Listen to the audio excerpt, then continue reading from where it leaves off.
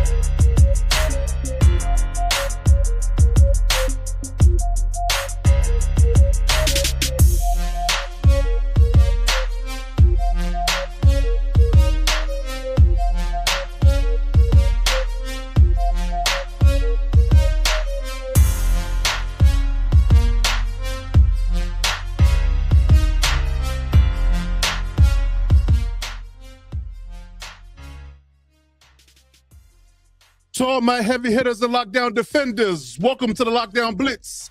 Joining me today, as always, this squad, young RG Robert Garcia, Coach Mike Dub, and the NFL Nation Live crew, Violator, the man, the myth, the legend himself, and Captain Jack Rackham.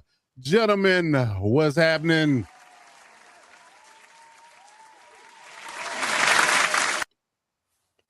Indeed, indeed, indeed. The Super Bowl is set. And an unlikely tribe of teams is in the last dance here to say.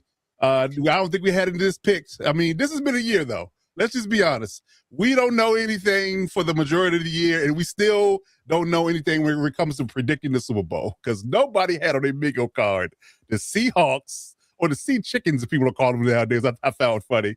And the Patriots, of all people, coming to the Super Bowl and facing off in a remix version of the Russell Wilson Tom Brady Super Bowl, where your boy Malcolm Butler made his money and cashed in big to get the Patriots there. I think that was their fifth Super Bowl at the time. So yeah, it's interesting times, ladies and gentlemen. But let's go around the room. Let's do a quick check in. Young RG, good brother, how you feeling out there? What's going on?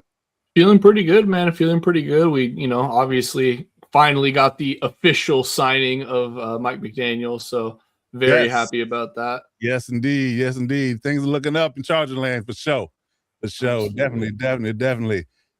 Coach Mike Dub, good brother. How you feeling out there? What's going on over there outside of being cold like me? That's about it, man. Just fighting the ice. And other than that, it's been a pretty quiet week in Commander Land. So, just sitting back, getting ready for Super Bowl weekend. For sure.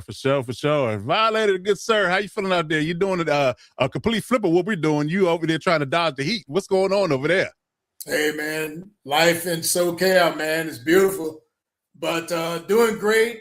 Watched some great football. And like you say, we did not see this matchup coming.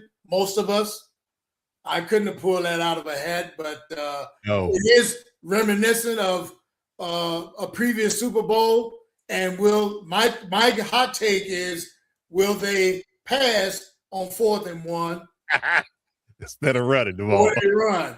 So I'm hoping that scenario kind of repeats itself. So that's interesting. What I'm looking forward to, man. Other than that, ready to rock and roll today. Let's get it. My vote is to hand it to Kenneth Walker. That's my vote. Hand it to Kenneth Walker. That's your new age beast mode. Yes, hand it to him. That's it. Absolutely. Captain Jack Rackham, good sir. How you feeling out there? We missed you last week. What's going on out there in Florida? Yeah, I had a for those that don't know, because the crew does know, is that I had an internet outage last week, but I also had an internet outage the other day. And since I was in Texas, the lady that's in this house couldn't figure out how to get the Wi-Fi back. So I had to do that when I came home last night. So we were without the the security, the alarm, and all that other stuff. It's like I don't want to get into it, but I'm here, and the good thing is being out with Texas for the weekend. I was out with the great Ira Matthews and Lester Hayes. So nice. got a nice little shot of that. I'm thinking about retiring this hat, but it's too damn pretty, just like me. So I might have to keep wearing it for a little while. But yeah, it's nice. It's nice. That signature on it, might well put that in the case. Well, I got the other one with Phil in the case, so I got two hats that are over, with signatures. So I'll make a little. I got stuff. I mean, it's not like I don't have shit around the house, right? Yeah, true. A little bit. You got a couple of things around there. Look, a few trinkets. Just a little. Yeah, not bad. Not bad for a Raiders fan. Little shine, little bling over there. Not much to write home about. I was gonna say, talking about bling as a Chargers fan. Come on now. Oh, come on now. Low blow. We're not even 10 minutes into the show yet. I didn't say anything. It was given to me on a silver platter. Another thing you guys have not had a while, silver platter. Another thing that I'm complimenting your Raiders attire and you taking shots at me. See how you do? See how you do? I'm edition right here. You are correct. You are correct. I hear what? I take it back. Sure. Yeah. Right. All right. So let's get down to business. Let's get down to brass tacks. Appreciate everybody that's coming through today and in the chat. Please drop your comments and questions as we go along. We'll try to get to them as quickly as possible. Cool, Cav. Good, sir. What's happening out there? I see you. So let's get to it, man. Let's talk about some coaching changes. There's a lot of buzz going around here, for sure. We got to get to some things here. Trying to get through the chat here real quick. Yeah, man. So let's do some headlines. Let's talk about it. So the coaching hire cycle has definitely been buzzing. We're gonna do our take on it. Let's do our first segment called Hit Squad Headlines. All right. So we will get right to it. So let's talk some headlines here. And oops, wrong one. There we go. So the coaching cycle has been rampant and raving. It was 10 openings to start the cycle off before I think the first person got hired. But we're gonna get into it. So we're gonna go around the room real quick. A couple of analysts here have some things to say in regards to the coaching hires, how they feel about it. So the hot topics on the hot coaching hires that's gone through in the past week, on top of Joe Brady being hired today. Jesse Miller went to the Ravens. Mike McCarthy went to the Steelers. Jeff Hafley went to the Dolphins, and Robert Saleh went to the Titans. Some things you can kind of predict, some things you can't. I would argue that 2 out of the 4 you probably didn't. You could predict them 2 out of the 4 you didn't. But yeah, so let's start with Dub. Let's talk about Jesse Miller and the Ravens. How do you feel about that hire? And what do you think that's going to do for Lamar Jackson and the Ravens going forward? First and foremost, I love the hire just out the gate. If you know any Ravens fans, or if you're tapped into kind of the Ravens community, they were looking for a fresh voice. So I'm glad that they went actually the opposite of their rivals in Pittsburgh, where I'm sure we'll get to that as well. But they went the older route, the more proven guy. Baltimore went with the new hot voice, or the new hot coach on the market right now. He's had a meteoric rise from the college game to a few years here, but of course everybody's been kind of on his line trying to get them there. He was a hot topic as a commodity, so the Ravens definitely nabbed a good one there. Really, his success is going to depend on their coordinators. Of course, being a young coach, you're going to have some type of veteran presence, not only in the locker room, but also in the coaches' offices, and when it comes to the X's and O's and schemes and things like that. So, he's really just going to be as successful as his coordinators are, specifically on the offensive side of the ball. Of course, they have some things to tighten up on the defensive side as well. But I love the hire. I think it's a fresh new energy in the building. I think the fan base is excited. The team has a new energy geared towards it.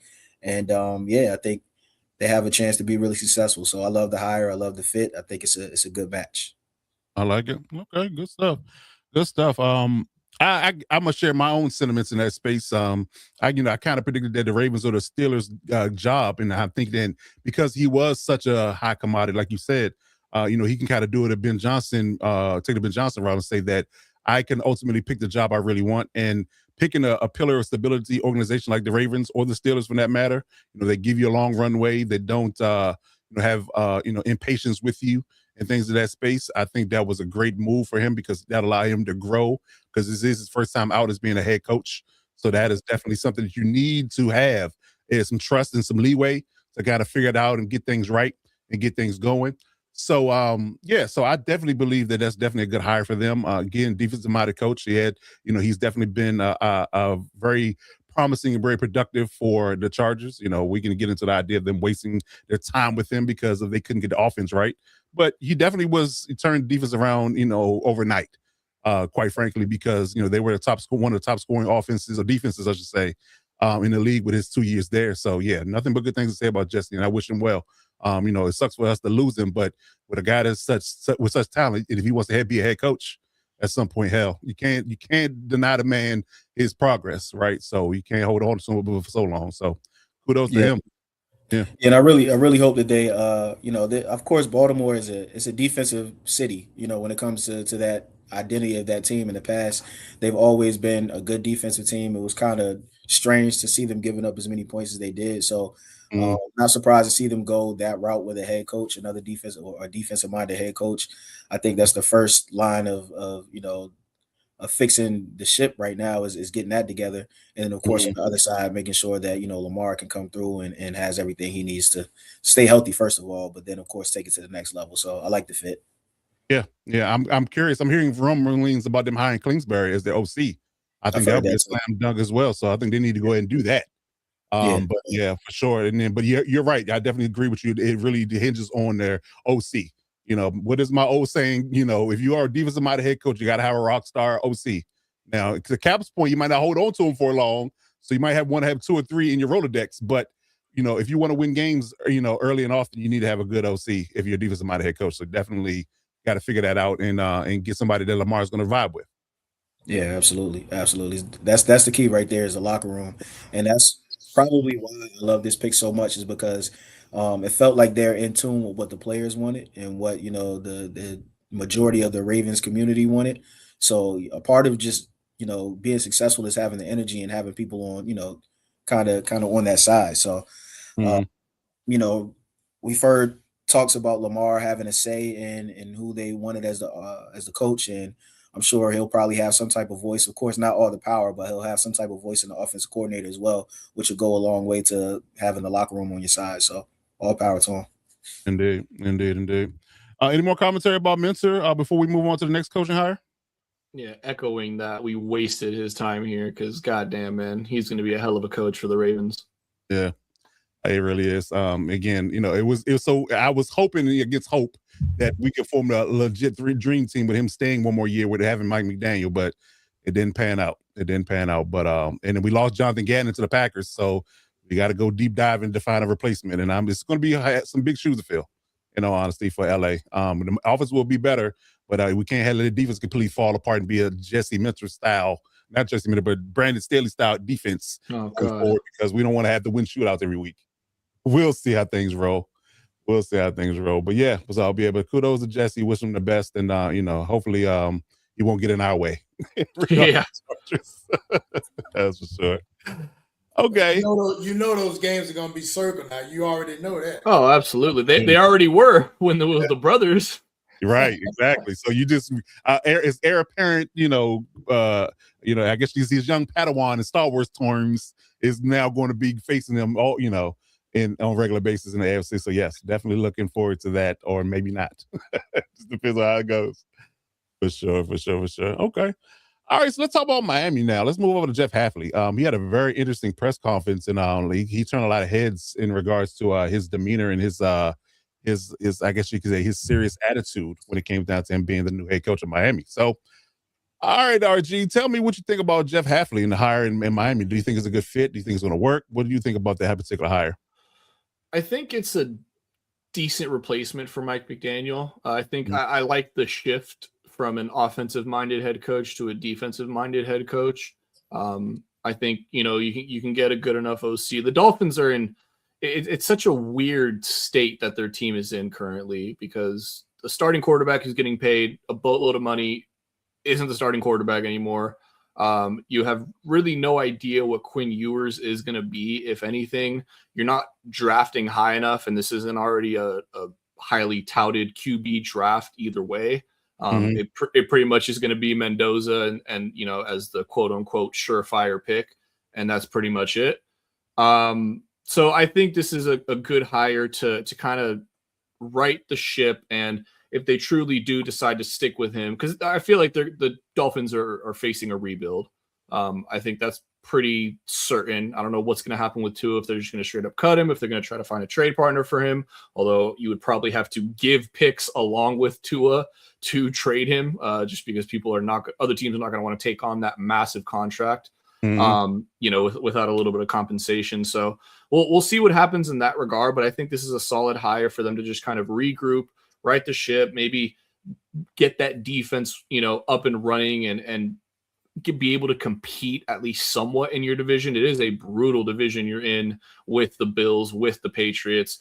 Obviously the Jets are a little bit of a pushover, and they are the Jets, but for the most part, you've been in that third, peaked at second in the division. So there really hasn't been much winning there with McDaniel. So maybe Halfley can just kind of get the boys, change the mindset, start winning some games in different manners, and we'll see what happens. But this was the one coaching hire, not that I was confused about, but maybe I just asked a lot of questions when it broke news. So I thought maybe they'd go Robert Saleh. Obviously he goes to Tennessee. But yeah, this was their pivot. They were just dead set on getting a defensive minded head coach. And so with Saleh gone, you go to the next best option. Yeah, I think this can go one or two ways. Well, I think it can go one way or the other. I think there's no really middle ground here. I think it's going to be a really sneaky good hire because, people aren't really understanding exactly how good of a coach he is. He was really good as a defensive coordinator for the Packers. Not taking that away from him at all. I think he was really good in that space. But you always have to ask your question whether or not a coordinator can ascend to the idea of being the CEO of a team, and being the proverbial leader. So you have to ask that question. I think he, checked some boxes in that space about his press conference, because he definitely gave a very stoic and presidential-like address when it comes down to his ability to deliver his message in his opening press conference, right? But you still got to see it on the field. Right. And he is up against it, like you said. I think that Miami is dealing with a serious rebuild. The Tua contract is massive to get rid of this year. They can wait it out and potentially bring in his heir apparent at some point. This draft is very interesting because I think that outside of clearly, you mentioned Mendoza and being the top guy, and there's a bunch of guys that are either developmental or, have fallen off the radar. I think if you gave a runway to some of these guys, they've kind of fallen by the wayside, like Drew Aller and a few other names on the board. If you gave them some runway with their talent level, I think you might be able to get a guy that you can, maybe pick up in the third or fourth or fifth round. And, within 2 to 3 years, he might be a proverbial starter. So they might be looking at it from that space, but they got a lot of things to fix with little money to do so. So I'm hoping that Stephen Ross knows that and gives Jeff Hafley the carte blanche to fix the misgivings of the previous regime for sure. So we'll see how things go.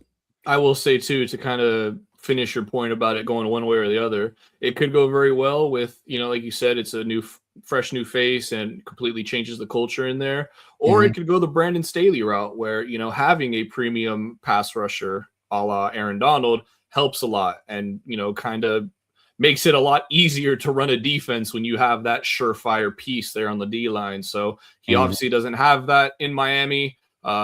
He really doesn't have a whole lot to work with in Miami. So this first year, most likely than not, is probably going to be a rough one. Wouldn't be surprised if they're 5 wins and under. And yeah, it's just going to see is Miami ownership going to be patient with him and let him, try to complete a rebuild here. And once he maybe gets a quarterback, maybe get some pieces on defense going, give him I hate to use this term, but, give him a long leash in the sense that, if with the early failures, we're gonna stick by you, and we'll see what happens. Did we get a announcement on how many years he got? I know all these coaches are getting like 5-year contracts, but we see teams fire them way quicker than that. I kind of missed the details of the contract on that space. So I can look it up for you real quick. But yeah, I'm not sure. But everybody else is getting 5 years. So I'd imagine that's what he got. But that doesn't, clearly, Cap Valley can attest to this. Just because you get a 5-year contract doesn't mean you're going to last 5 years. That means you're going to get paid for 5 years. You're going to get paid for 5. You might be there 1 or 2. Yeah. There you go.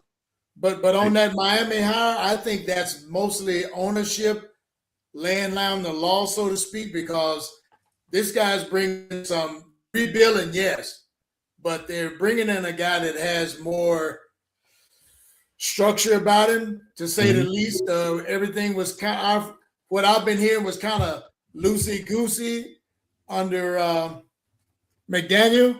So they wanted somebody to kind of like put the barbed wire up, so to speak, for the young cats to know, don't get too close to this. So that's what I'm thinking that whole thing was about. You've got to deal with Tua and his contract until they can milk him at least a couple of more years out of that, and then find a way to put him out the pasture. And they will be looking for that next up-and-coming QB. Yeah, and it's RG's point. If they do go 5 and whatever or less than that, then they definitely will be prime position to draft the quarterback in next year's draft. Yeah. Maybe stick with Tua for 1 more year and just hopefully he stays healthy and they'll have their pick of the litter. No pun intended, from getting the quarterback for 2027. So we'll see. I think I'm sorry. I wanted to. Go for it, Cap. The thing, you guys are kind of poo-pooing a Mateer out of Oklahoma, and you mentioned Drew Aller, but I think Mateer. And remember, they got Quinn Ewers, who was out of Texas, and he isn't bad. He's a little on the undersized thing. I think Mateer, once he comes back to full productivity, he's not a bad quarterback, and they might be lucky enough to grab him too. Yeah. Oh my God. But yeah, I think that, again, the guy, I just named one person in that particular aspect of it, but I think there are a few guys on the list that were, I guess you can say, top candidates at the start of the year. But as things went on, they kind of fell off to the wayside, and Mendoza was the only one that matriculated to the top of the ranks, and he stayed there. Everybody else kind of fell off. People have misgivings about Top Simpson. Trinidad Chambliss is fighting his eligibility issue. Garrett Nussmeier, Carson Beck. Kay Klubnik, Drew Aller, Diego Pava and his 5'9" stature. There's a lot of names here. There were names at the start of the season, but they didn't have the best season, so people aren't looking at them as day one starters. More, I would say there are a lot of guys that are projects, but they do have talent. You have arm strength, athletic ability. Them getting a lot done in the college ranks is left a little bit be desired, but you might get a coach that can work with him and turn him around into a proverbial pro because he has the talent. Maybe you get a Tyler Shuck. But exactly. Something like that. You see I'm looking at this growing theme now. Everybody's tried the smallish dual threat kind of QB. Now they're going for the larger in stature guy that can take more punishment. Right. That's why Mendoza's so advertising, because he's so high. 6'5", 225 pounds. So there you go. They're gonna put 10 on him just in the weight program. He's gonna add 10 pounds. Absolutely. So you're looking at 235. It's 6'5". Yeah, that's the guy right there. That's the guy. Just as long as he doesn't get Jamarcus big, we'll be okay. Yeah, please don't. Yeah. Wow. Okay. Too many sweet potato pies. That was the problem with that. Sweet potato pies and purple drank, but I'm just gonna say. Ed, he's traveling. He's been traveling the last couple of weeks. That's why he's been missing. He's been traveling. But yeah, hopefully we'll get him back here soon once he gets his schedule freed up. Yeah, that's the only reason why we're missing Ref at this point. He's on travel. I'll make this quick last point on the Tua thing. Or on the Dolphins thing. I just think there's no way you can go back to Tua after benching him. I truly he's got the money, but his confidence has to be just incredibly shot right now. Forget the fact of the injury concerns and that aspect of it. And he did stay healthy. That if you want to take there wasn't many positives to take from Tua last season. But if you want to take one positive, he did stay healthy for the most part. He did. And I just feel like already at that point, your confidence is shot. You got benched for a 6th round QB. Like I don't know. Maybe you know what? Maybe he's mentally tough and he's able to block out, that noise and he's able to just stay confident. But I think that might be last season. Might have been the last time we saw Tua on a football field. Wow. Okay, that's a little bit of a hot take. I'm not. He's not without merit, though. I get what you're saying. I definitely get what you're saying. But I mean, if he was told, you also have to realize that there's a new regime. So you have everybody feel like they have a fresh reset and start with a new coaching staff, a whole new coaching staff. Everybody's different. Everybody's start from ground zero.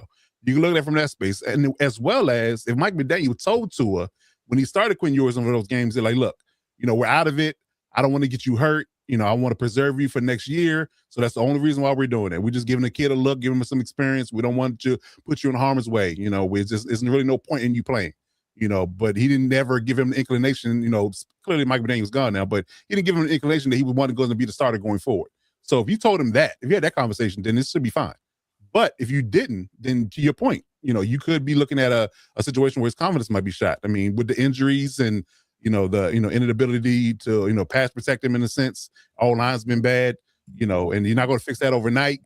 It could be a lot of things to factor into it, but it's not far fetched. But I think that if they did their due diligence, then he should be looked at as a starter unless they find something better in free agency, which is slim to none at this point. Not a whole lot of free agency quarterbacks, knocking out people's doors at this moment. So, well, the Raiders can swap Geno for Tua, but take Tua and some picks. I would do that. Yeah, Tua and some picks for Geno, because then you would take somebody's whose confidence is shot against somebody who likes to show his IQ. Oh, no, but that's why they pay me the big bucks. And then he can go back down to South Florida where he was saying that's why they pay me the big bucks, because that's where it was shot in South Florida. Okay. That actually, honestly, all jokes aside, that might not be a terrible decision. It's not. You get off the Tua contract, you get I know Raiders fans aren't going to agree. You'll get a somewhat serviceable quarterback, at least a guy that can take hits and, is not going to be at risk of dying every time he gets sacked. And hey, like you say, you get off from under the contract, and the Raiders, they're in a position where they can eat that cap with no problem. Well, I would say we'll take Tua picks and kind of do what the Phillies are trying to do with Nick Castellanos. We'll take some of that, but you got to eat some of the contract back. You do that, and I can see that trade happening. Oh, if they got to eat some of the contract, they're not attaching much to it. I could see if you guys take the whole contract, then they'd be like, all right, we'll fork over like a second and a third and maybe a lower end player. Yeah, well, that's a whole other. Hey, to chime in on that one, he I don't want to at all. You know what? You can have him sit behind Mendoza, and you know what? Hey, you're paying your backup whatever. Well, actually, you're paying your backup $50 million. And it's only for a year, and then you can cut them after that. Oh, throw Tua out there and initially let Mendoza sit, and get. That's what I was going to say, because you do not put Mendoza. Right, and thank you, the violators. I was going to say AOC 12 should be the starter from jump, because you don't want to put anybody behind whichever line is in the iteration for the Raiders this year. And yes, we had the worst offensive line in the AFC West. Book it, okay? It's just wrong. Anyway, when it gets revamped, right? You put Mendoza and the kid has got all of the capabilities, and he's got the NFL smarts, but he doesn't have the NFL quicks to see what's coming at him right now. The best quarterbacks sit. Patrick Mahomes sat behind the guy that's on TV now, Alex Smith. Thank you. Rodgers sat behind Favre for years. These guys sit. They look at the game. They learn it from the bench. They learn the game from the bench, and that's when you get it better. And that's why I say you draft Mendoza. You get him an offensive line, but you still have him sit behind AOC 12, or if the Raiders do get Tua, throw the kid out there. Tua, not Mendoza. Easy, you're hilarious, by the way. And Bishop has got a little something to say to Cap in regards to that. Yeah, no, hell nah. I still don't want it, but I'm going to say if you want to get rid of Geno and take a flyer on a quarterback, sure. But yeah, Bishop, hell nah. There's a lot of people not on the Tua trade here in the chat. I feel like a lot of this comes down to the picks. Like if you're getting picks with him, then it's somewhat worth it. But if you're not, because again, we're expecting Miami to be terrible. So those second, third round picks, they could be pretty high up in there. They could. Okay, we'll see. All right. So let's move on to the Titans. Violator, let's talk about Robert Saleh. And how do you feel about that hire? Do you think it was a good one? There rumors that Brian Daboll might sign with them as OC as well. So how do you feel about Robert Saleh being in Tennessee? I think Tennessee is getting ready to come up. They've got a first-round pick quarterback. If he gets Brian Daboll, as his OC, there's somebody that can mentor that young kid, teach him some nuances. But with Coach Saleh himself, they're getting a solid defensive guy, and I think he will still call his own plays, even though he may bring in a defensive coordinator. He kept a few of his staff members right now. The tight end coach he kept, the running backs coach he kept, and the cornerback coach he kept. So he just got rid of his old DC. They may have philosophical differences, but Robert Saleh as a DC has a proven track record, and he's also had his taste of being a head coach with the Jets, even though he left with like a 20-36 record over his time there. Mm-hmm. But he's got a taste of being that CEO guy, and second chances are sometimes the best. So I think the Titans are really going to come up and be recognized this next coming season, especially in their division. Yeah, I mean, we're talking top cap money. They already got their quarterback, so they can go big game hunting for all the top names to fill the voids in that roster. And they got high draft picks as well, so they could literally have a New England style off season in 2026, like they did in 2025. Go out and spend your $200 million in contracts over the course of the next 3 or 4 years, and just you go all in. And with Saleh, getting that defense right. I mean, if he can do what he did with San Fran at in that roster that was decimated by injury, then he definitely can do some things with Jeffrey Simmons, and company leading the charge up front. So if he finds himself a corner or two, a couple of linebackers, maybe a safety, yeah, I think they're gonna make some noise. And that division just got better. What's up, Cap? I seem to recall somebody on this panel said that Robert Saleh was going to be a head coach. I had the team wrong, but I said that Robert Saleh was going to be a head coach. I had it as a hot take. And you know what? I'm sorry that the Raiders didn't pick him with a hot young OC as I contemplated. But yeah, like I said, you have Brian Daboll apparently might be going over there. That's what I was going to say. Robert Saleh comes to the Raiders with an OC of fine repute. Raiders take off on that, but it's not going to happen. But I seem to recall that somebody had Robert Saleh in the head coaching sweepstakes as a winner this year. I mean, I don't disagree with you, because I think that he got a raw deal when going to the Jets in the first place. Yeah. I really think that he was a scapegoat for a lot of their misgivings.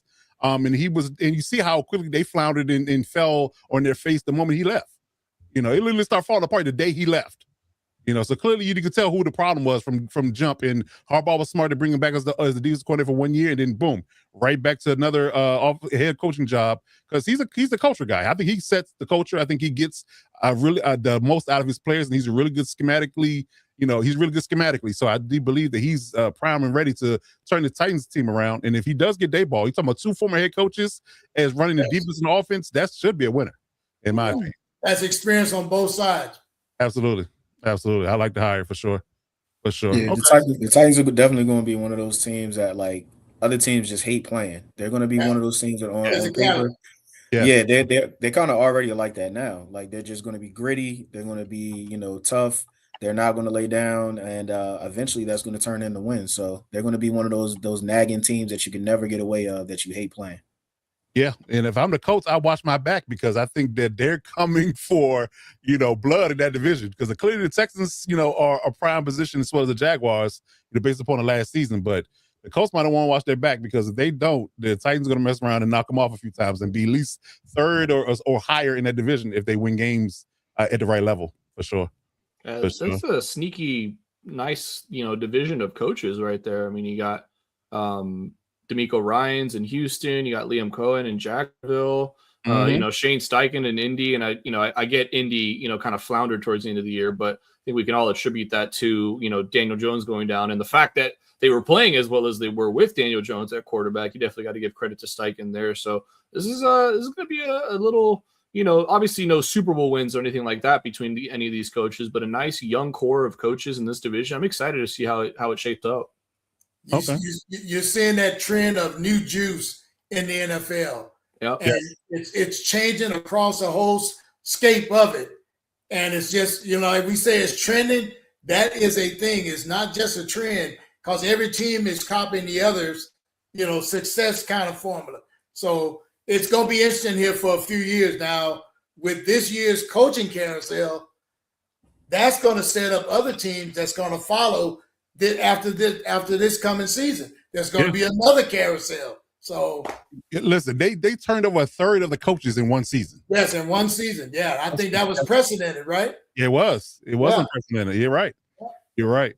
Okay, so I was going to talk about Mike McCarthy in replacement of Alex, who's not here with us, but he's here with us in spirit. If you saw his message earlier, he got a screaming baby he got to deal with, so he couldn't join us today. But I got something to say about Mike McCarthy on Patreon. We just started a Patreon channel for the network. And if you haven't signed up, please do so. We'll promote the link at the bottom of the screen. So I'm going to do a video on Mike McCarthy in its entirety on Patreon coming up here soon. So I'm going to let Dub handle Mike McCarthy's coaching hire and give his thoughts, because I have a lot to say on it, and it's going to be lengthy, and I don't want to take up the whole show for that. So I'm going to recuse myself and let Dub take Mike McCarthy hire from the Steelers. Yeah, well, this one won't be very long on my end. I think this is a matter of they had to make a decision, and it feels like they went with the safest, what they thought was going to be the safest bet. Mm-hmm. I think what this says more to me, and what this is more of, I guess, a flag, is how they must have felt, or maybe lack of feeling, for Brian Flores. Because, I mean, it felt like the carpet was laid out for him. It felt like Tomlin gave, his highest recommendation, and whatever the case is, it just seemed like that was going to be the best fit. But for whatever reason, they just didn't feel like that was the way to go. And, I'm not sure where they landed with some of the other guys, but it felt like they thought they were going to go one way. The interviews or whatever, when it came down to it, they decided, nah, it just doesn't feel right. Let's go with the safest pick for now. Because similar to taking, an aging vet at quarterback, or taking a guy that is not going to be your guy in the future at quarterback, this is just a holdover until they find that hot coaching candidate or that hot guy that they actually fall in love with. So I think this is just a case of, it was either they were going to find somebody that they absolutely fell in love with, or they were just going to go with the safe guy to get them over the hump until, they find somebody that they do fall in love with. So we'll see how long it lasts. Obviously, this is a rental between him. We still don't know what's going on with the quarterback situation. That's another rental. But if I'm a Steeler fan, or, the Steelers organization, this still just doesn't seem to have any type of idea of where they're going forward with the organization, with the franchise. What they have in that building is not a championship contender, not from a coaching aspect, not from, a personnel aspect. Nothing they have says that they're going to contend for a championship. And what's even more alarming is nothing they have says that they have any type of plan going forward for the future. So this is just something that to keep their head above water. We'll see what happens when, throughout the season. But I'm just, like I said, more than the hire, I'm more thinking about why they didn't hire Flores and what that means for him going forward. Yeah. Again, I'm not going to break. I'm not going to. I'm not going to hold it for Patreon. Don't hold back. I'm holding for Patreon, so check it out. The videos we drop in our inaugural week are going to be free. as a trial, and so check it out. It will be dropping tomorrow. But just to say, this is completely and utterly opposite of what the Steelers typically do. This was a Make-A-Wish hire. Oh damn! Yeah, this was just. I'll say it for you. I'll say it for you, Coach. This was a Make-A-Wish hire. Make-A-Wish hire. Wow. What the fuck are the Steelers doing, man? This is like I don't even know how to explain the ineptitude you had to hire Mike McCarthy. Like the one piece of credit I give Mike McCarthy, he is a floor raiser. He will elevate a terrible team to somewhat look like a comparable NFL team. The Steelers didn't need a floor raiser. They have been the definition of setting the floor for the last decade and a half. Wow. That was the last thing that they needed. So this, to emulate Coach Dub, this is just an asinine hire, and is completely different from what the Steelers have been known to do and what they flaunted in doing at head coach for their entire existence as a franchise. Wow. I just think it's got a lot to do, like what Coach Dub just said, how much they had disdainment for Brian Flores. And my thinking is that this guy is probably one of those coaches, kind of like the Chiefs. Eric Bieniemy. They're kind of like in that blackball kind of section of the room, so to speak, right now. Yeah, Eric Bieniemy, their violator. Yeah, I appreciate you, bro. I'm looking at his face, but I couldn't say his damn name. Right. Yeah, Bieniemy. Yeah. I mean, you could argue what the Flores is, I guess you can say persona non grata is on him because he sued the NFL for discrimination, and this is clearly merited. Y'all gonna get me started. Okay, it's clearly merited because every time he's up for a head coaching job, he gets passed over, or he gets interviewed for the sake of the Rooney Rule, which kills me because the Rooney Rule is based on Art Rooney, who is the owner of the Pittsburgh Steelers. So if nobody else could, to make a trailblazing hire in hiring Flores and get him back into the head coaching ranks and allow him the carte blanche to do things his way, like you did for Mike Tomlin, it would have been them. So it really doesn't make any sense to me. Again, it's ridiculous. And this is not something they normally do. They hire a young guy who they give them the long runway to, obviously set his culture, put things in place how he wants them, and, take off and running and keep them, relevant throughout their tenure. Now, I'm not saying that you're going to, obviously deliver a Super Bowl in that time frame, but you'll at least be, a very competent and relevant team. So I don't understand, because Mike McCarthy is 62 years old, and he's an old 62. He's not a young 62 like Vrabel's a young 50. He's an older guy. So you're not going to get 18, 20 years out of him. You're just not. So it's very mind-boggling to me why they hired him. It really is. I don't understand. Hell, you'd be happy to get 18 months out of Mike McCarthy. And like I said, I don't think they want that. I don't think they want more than two. They're just trying to get. It feels like they're just trying to get through this Aaron Rodgers phase or whatever for the next 1 year, and then they'll worry. But it's just weird that they haven't set any type of, I guess, direction for what they're going to do after this year or two. So yeah, but it's, to me, I agree. It's clear that they're not looking for 3 and 4 years. They haven't found the guy that they're going to fall in love with long term. And I don't know if there's some hot guy that they have their eye on, some hot coach or whatever that they had their eye on or whatever. Mm-hmm. But it's just weird that clearly they're not looking for something long term right now. I don't know what they're looking for though.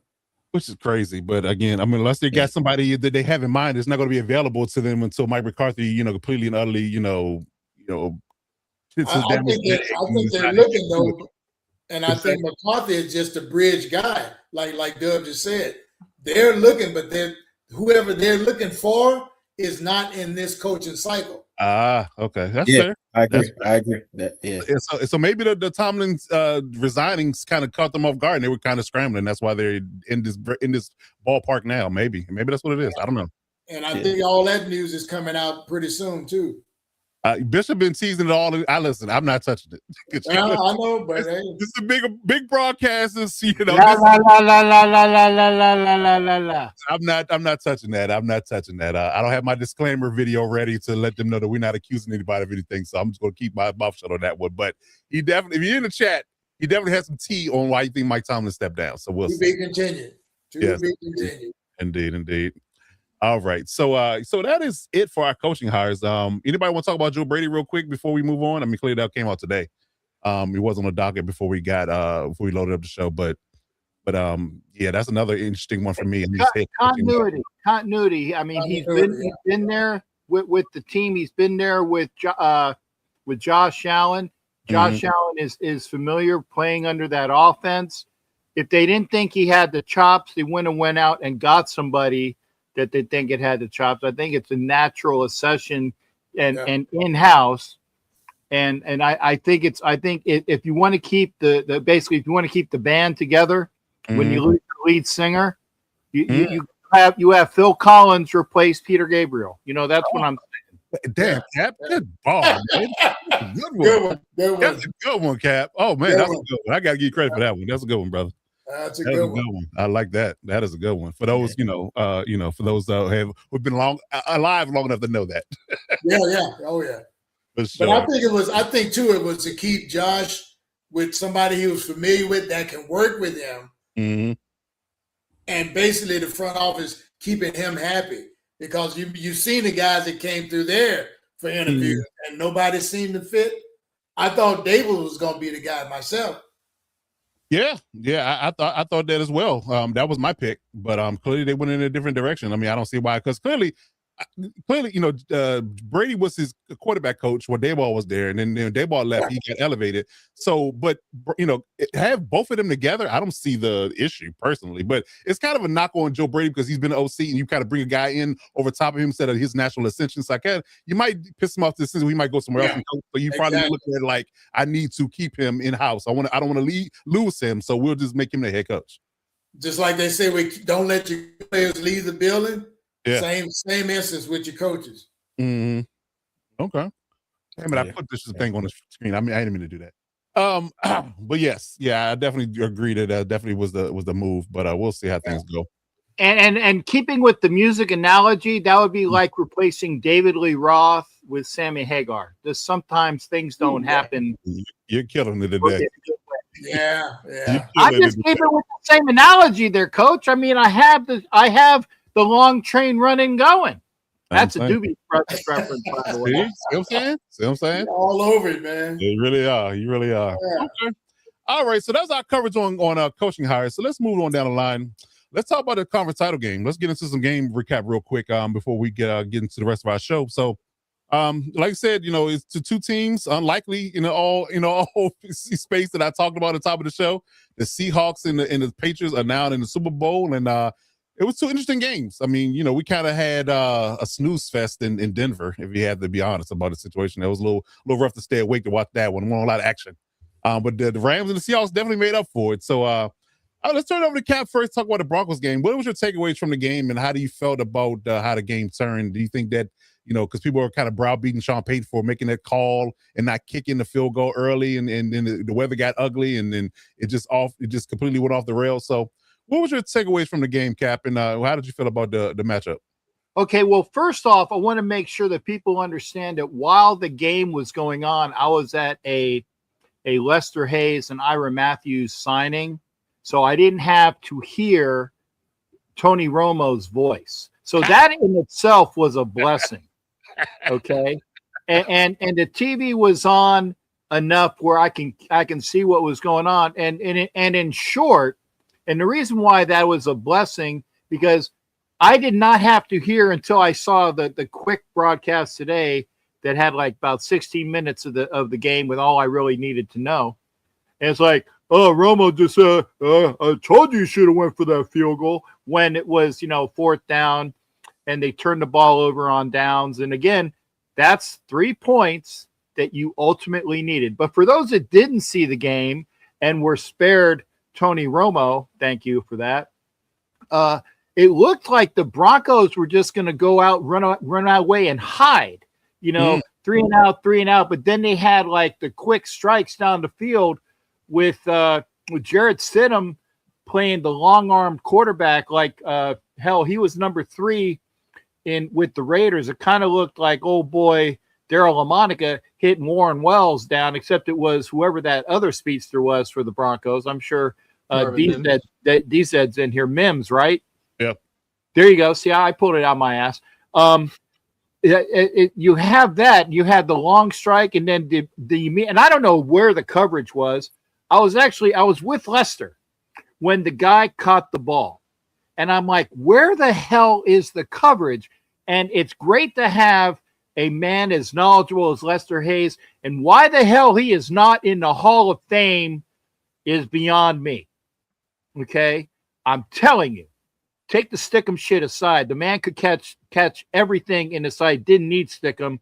It was a bad rap that he got. But anyway, so I'm looking at the touchdown that Denver had was sitting with basically like a corner pattern.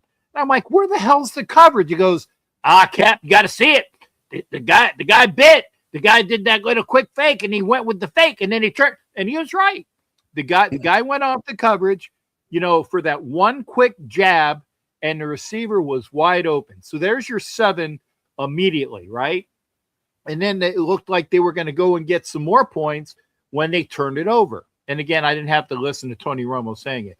So when the Patriots had the turnover that was, again, caused by Stidham on a short field, you can't make this shit up. Stidham is his own word. And I like Jarrett Stidham. This is not a inclination of, bombing Jarrett Stidham, because the kid played well overall. Okay.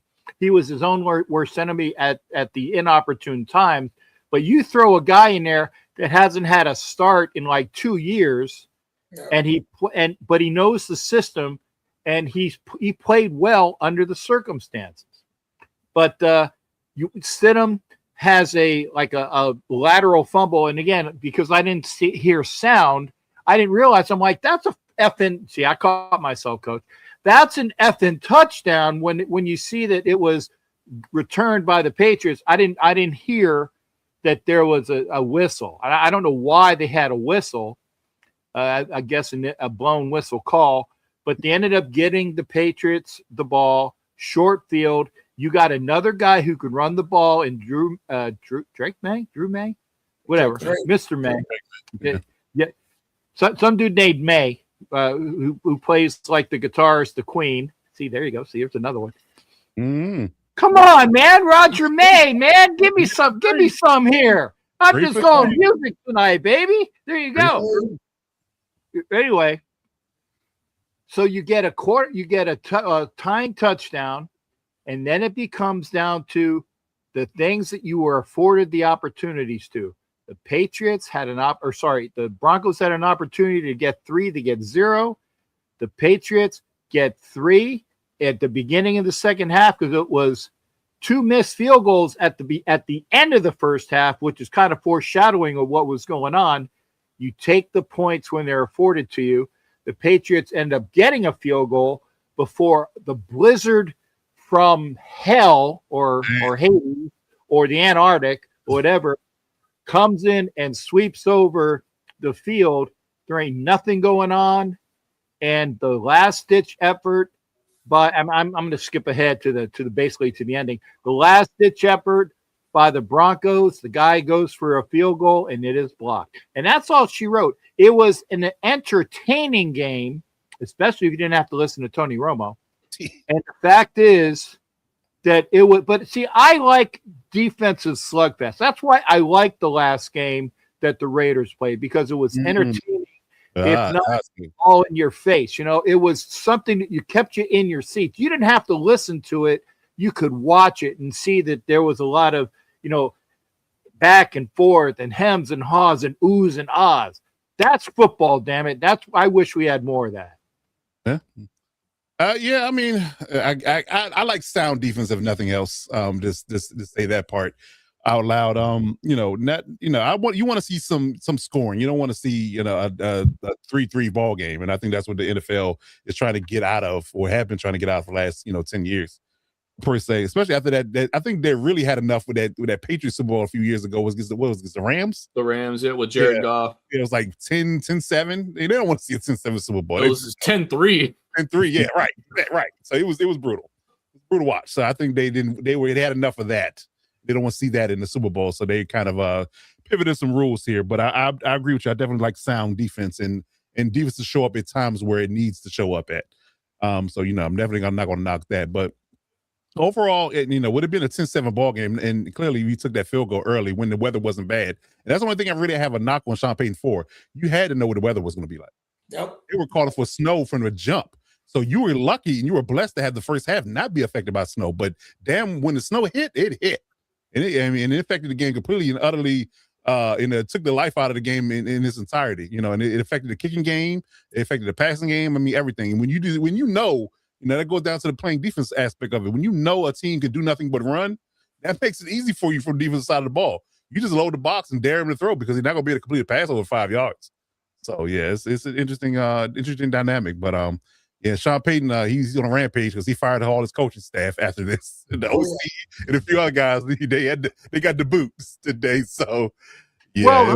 Well, I think that was a little bit of deflection myself. Yeah. To take the heat off of him because the Bronco country or whatever they call themselves were all over him about not taking those 3 points earlier. Yeah. Like you said, knowing that the weather was going to change. And I mean, when it changed. And that really affected the second half of the game. It pretty much shut down any passing that Stidham may have wanted to try. Yep. Because of the wind. Mm-hmm. So they did. They stacked the box. They shut down that little running game that they had. It was game over. Yeah, I agree. I definitely agree. One other thing, Coach, and again, I apologize for I'm hitting everybody on the jump as soon as I'm trying to find the right time to come in. I apologize. I'm not deliberately walking on people. But when you get rid of Mike Lombardi, who was the Broncos OC, which I told was fired, he's not the greatest. Joe Lombardi. Okay. Yeah. Whatever. Mike, Joe, whatever, Matt, Stu. They're not Vince. That's all that matters. Right. Exactly. And actually, he's definitely not Vince because I actually thought he was of that lineage and he's not. So there you go. But, Matt, Shemp, Curly, Mo, whatever Lombardi you got, he's not a great coach. I mean, and you get rid of him. And why do you get rid of him? Oh, I don't know. Maybe because your passing game coordinator is being bantied about to be the head coach for one, if not two teams. Mm-hmm. You get that bad boy out of the office and you automatically promote. Yeah. There you go. Davis Webb to OC. Thank you, Mike Sarah. Now, here's the thing, though. You can do that. But God forbid if the Raiders said, we want you as head coach, I don't know under the stipulations of you got to go up. You got to go up. Now that would prevent That would prevent Davis Webb from coming over to the Raiders as the OC under Kubiak if that's who they're settling on. And I think that's a good move on their part because I think that one was in the win. And this was what I was thinking is that if you're getting Clint Kubiak and he's a young guy who is an offensive-minded guy, but if you're going to be the head coach and kind of have an OC underneath you, you kind of tutor him or the tutelage under him, I think they would have maybe entertained Davis Webb as the OC with the Raiders, but now they can't do that because you can't go lateral. Can't go lateral. What interesting about what Violet said about Peyton, kind of scapegoating the coaching staff, for the misgivings of what happened in the playoff game. I mean, I don't even see it as like that because everybody knows that Sean Payton calls the plays. Lombardi being there was just there in name. He wasn't there to be the offensive guru or the office of savant that other OCs are that are the legit play callers. Sean Payton's calling all the plays. He's drawing up all the diagrams. He's doing all the game plans. It's his bag. So you find OC doesn't tell me anything. It tells me that you still, calling plays, and Lombardi had nothing to do with the idea, the decision making in that game. It didn't come down to you. Even if he did come down to him, Lombardi calling plays, Peyton made a decision to either go for it or kick. That was his decision. That's always the head coach's decision. So you can't let that defeat Lombardi, no matter how you look at it. I think it was go ahead, Robert. I was going to say that's kind of like a Pete Carroll move, firing Chip Kelly when it's your fault. Yeah. There you go. Oh, yeah. All right. So I'm any more other sorry. takeaways from this game before we move on to the Rams game? Yeah, Violator had something. Go ahead. No, I was just going to say, I think that was one of those chess moves where, like I say, you don't let this young kid go because he had a lot of respect for him for some reason. Mm-hmm. So he'd rather promote him and let this other Lombardi's head roll and hey, it all be forgotten. You know what I mean? Definitely didn't want us to get a hold of David Webb. And like I say, he was a hot guy. His name was all over our feed as being that guy. So yeah, because with Kubiak, you never know. The Shanahans could be telling him, hey, you don't want to go over there. So I'm just Thank saying, you. That was my hot take. You're killing me. You're killing me, Violator. Hilarious. You're killing me, Small. You're killing me. Oh, man. I got to go pull another one out of my ass. Damn it. Well, you're going to hear it again later anyway. I'm just thinking of that old rivalry between us. It ain't going nowhere. Right. Yeah. Right. Okay. All right. So we got the NFC matchup, and it definitely didn't leave nothing on the plate. They definitely finished their breakfast in this space. There was a lot of points scored in this matchup. It wasn't like the AFC matchup at all. It was definitely a knockdown drag out. So let's tag team this one between me and Dub. Let's talk about the Rams Seahawks matchup. What was your perspective on it? I have some takeaways from it from my own perspective. But what was your thoughts on the game? Yeah, first and foremost, and we'll touch on this a little bit later when we get into the awards, but in case there was any question beforehand, the NFC West is just purely the most talented division in football. I'm sorry. I mean, like stars galore, whether it be Adams, Cup, not Cup, Cup on the other team, but I meant to say Puka. Yeah. Adams, Puka, JSN, Kenneth Walker. This is just in this game, you know what I mean? And it was just stars being stars. Stafford, Darnold played well just across the board. It was an entertaining game. It was, ballers balling out. The energy was there from start to finish. It was what we thought it was going to be. And it was also a coaching masterpiece. I mean, if you look at some of the plays that were called, that touchdown to JSN and how they schemed him up on that corner route, in the line. It was just beautiful, and it was great to see from a football fan's standpoint. I think the best team won, but if you would have played this game 10 times, probably it would have been 5-5. I really believe that. I definitely agree with that. What I mean? And I think you could probably point to the muff fumble that really changed the tide of the game. Definitely changed the dynamic of the game. It really did. That was it right there. That was the delineation, and it was so bad that they took him off that coverage, and he didn't return a punt after that. It was he might not even be on the roster after that. He might not. He might not. At that point in that game, you knew anything. Probably the team that had the ball last, maybe 1-1 would have won. Possessions are at a premium. For you to make that mistake, it's just like and I'm sure he feels thousands of punts, and it's just the one chance. But listen, it's accountability. It's the NFL. This is not the time for that to happen. We can't afford for it to happen again, and heads got to roll. So aside from that, anything could have happened in that game. I thought it was a great game from start to finish. Like I said, it was stars all over the field. But shout out to the Seahawks for coming through and pulling out the dub.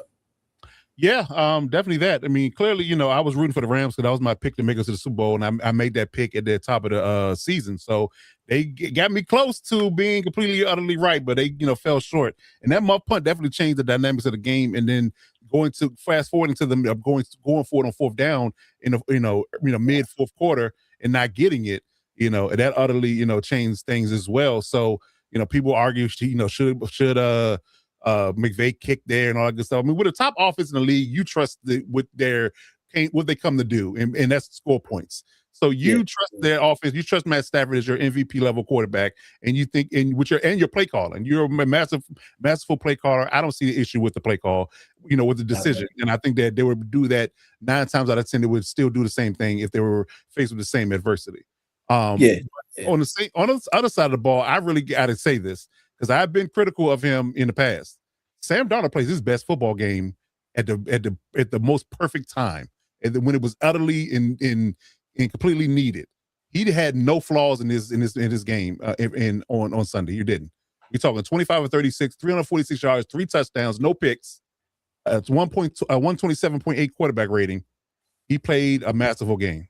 For a guy that has been reckless in the past, have been turnover prone in the past, he gave us his best when his best was needed, and I got to give him credit for that. I really do. And that carries over to the Super Bowl. The Patriots got a lot to deal with that defense, especially.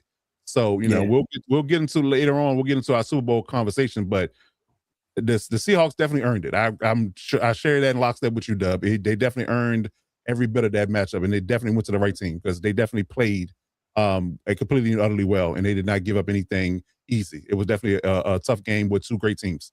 I'll argue that might have been the 2 best teams in the NFC. Period. Yeah, definitely. And go ahead, Dub. Oh, the last thing I was going to say really quick. I mentioned it last week, I should say, how Charbonnet getting injured was going to open the door for Kenneth Walker.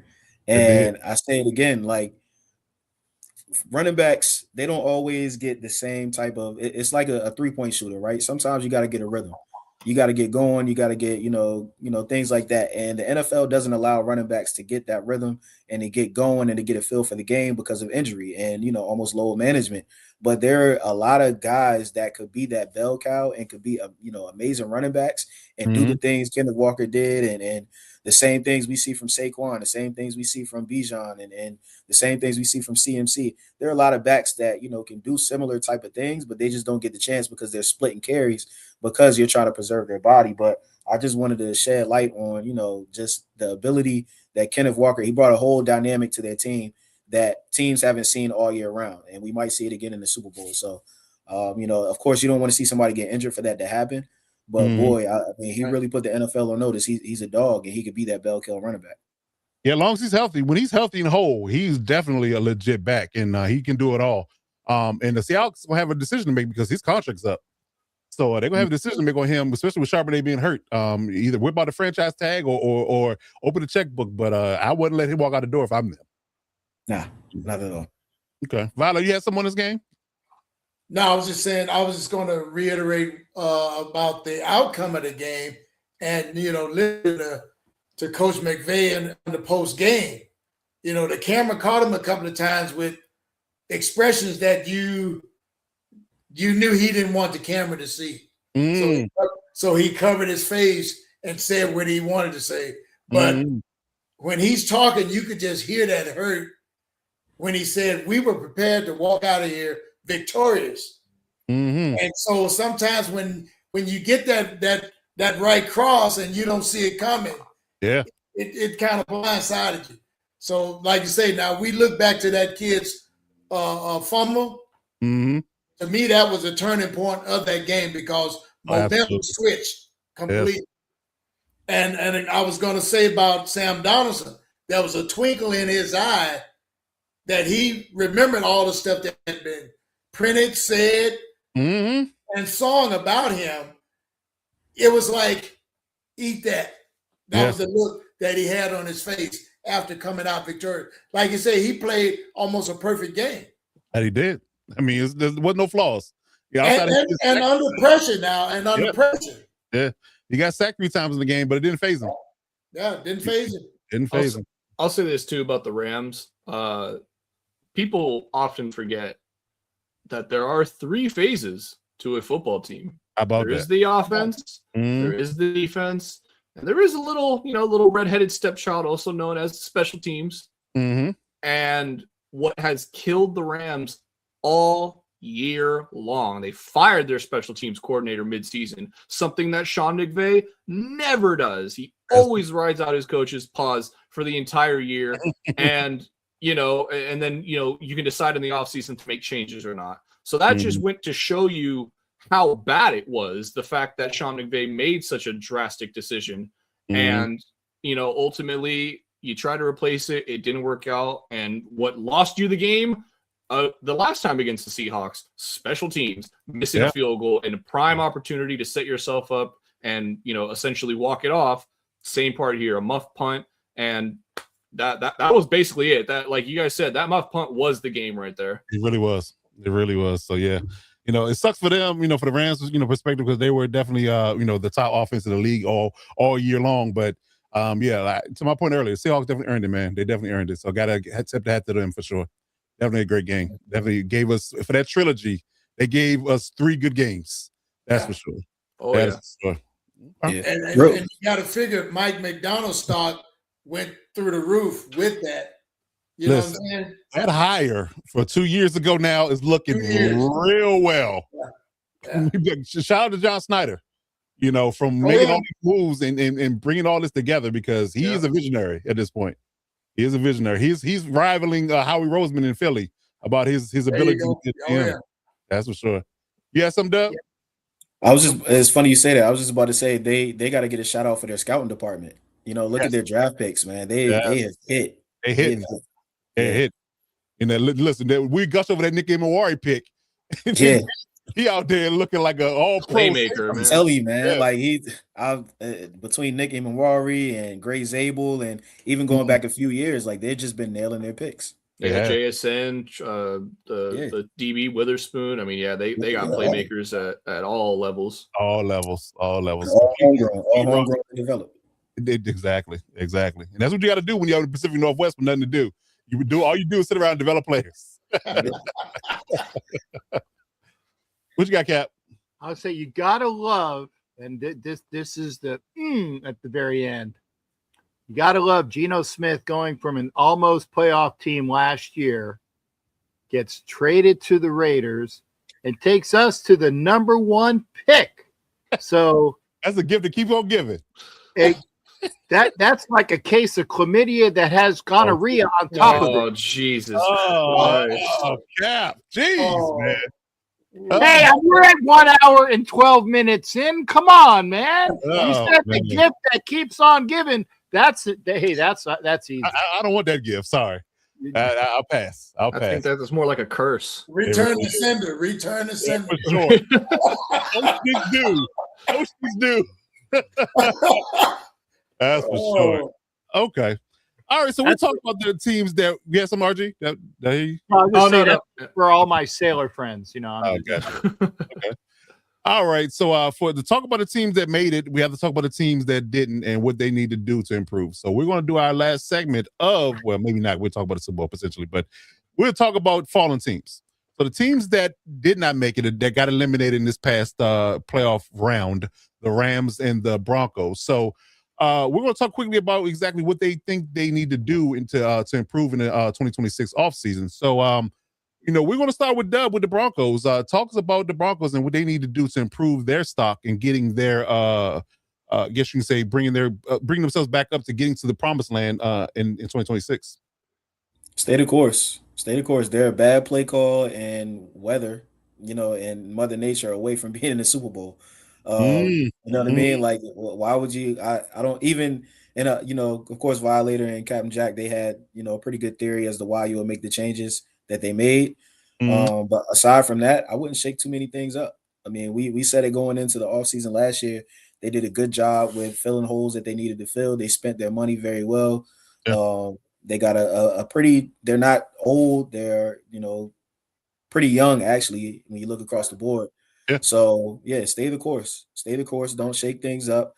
Next year, you'll come back a little bit more experienced. You'll know what it feels like to be on that stage. Of course, their record will be a little bit, tougher. So, of course, they're going to have to adjust to that. But stay the course. They built the team the right way. They have a pretty solid offensive line. They got their quarterback, and they got a good defense. So, I wouldn't shake things up too much.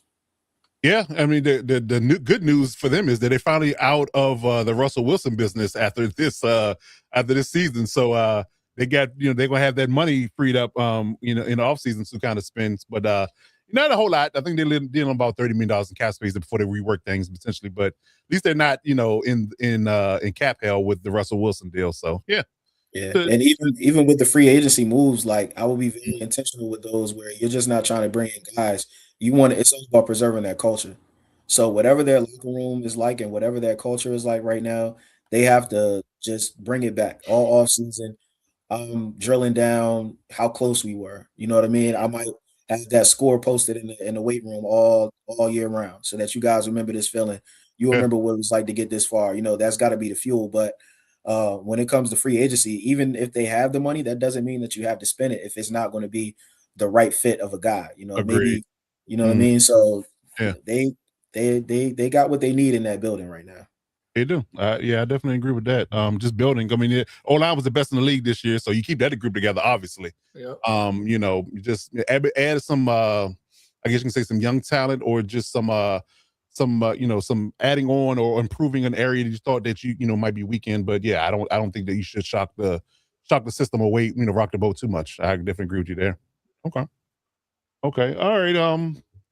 So let's talk about the Rams next, and I'm actually going to let RG take this one. This was Alex's topic, but I'm going to let RG take this one. So, what do you think the Rams should do? Matt Stafford is getting long in the tooth, and they got some young guys that are coming up with contracts soon.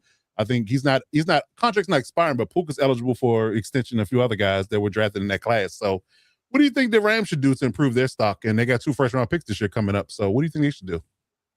Yeah, I mean, the Rams just similar to the Broncos. I mean, when you get to this point in the season, there's not a whole lot you can really look at to, we need to make drastic changes. We need to completely overhaul a particular unit of the team. I think for the Rams, it's just, you know what? You need to overhaul that special teams. That's what you need to do. You need that part. Yes. Dig hard at finding a great special teams coach. Get yourself a nice kick returner. I mean, like that. Legitimately, that is what the only thing the Rams need to do. They have a great running back. They got 2 great wide receivers. They got a plethora of tight ends that Stafford just makes look amazing.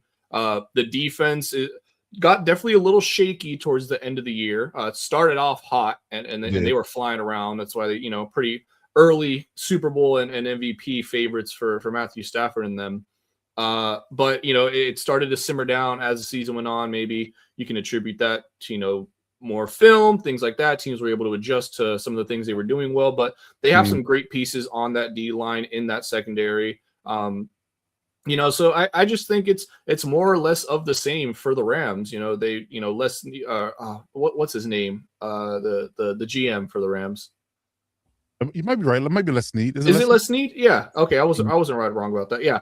Les Snead, he said F them picks, but you know what? That train comes around full circle, and he made some great moves in the past draft to, acquire another first-round pick this year, that being the Falcons. So, they definitely have a chance to improve in the areas of need with the capital that they have.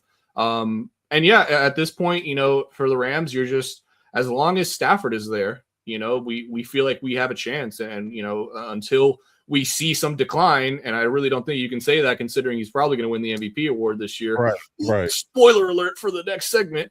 I think it's pretty safe to say that Matt Stafford is going to be there, and as long as he's there, McVay's there, and as long as those two are together, I mean, this team is a threat regardless. You got a chance, that's for sure. It's like Reed and Mahomes. If they're together, they always going to be in the conversation. I'm sorry, if I may, Coach, you guys were talking about the Rams needing a good special teams coach. Well, actually, they had the opportunity to talk to one that went from Pittsburgh down here to the Bucs. The guy's been there for like 20-something years. One of the oldest, their special teams coach. I apologize, I don't remember his name, okay? But he is a solid, stalwart special teams coach. And they let that one get away, maybe because they were still in there. Now, if I was the Rams, and this is not me being a favoritism guy, I would. Smith, by the way, Cap. Thank you, there, big guy. Danny Smith is a great special teams guy. If I'm the Rams, I would find out what the contract status is for Rich Bisaccia. of the package. Mm. If you want a great special teams coach, Mhm. go after Rich Bisaccia. If Yes. he's not locked down, that's your guy that can turn things around.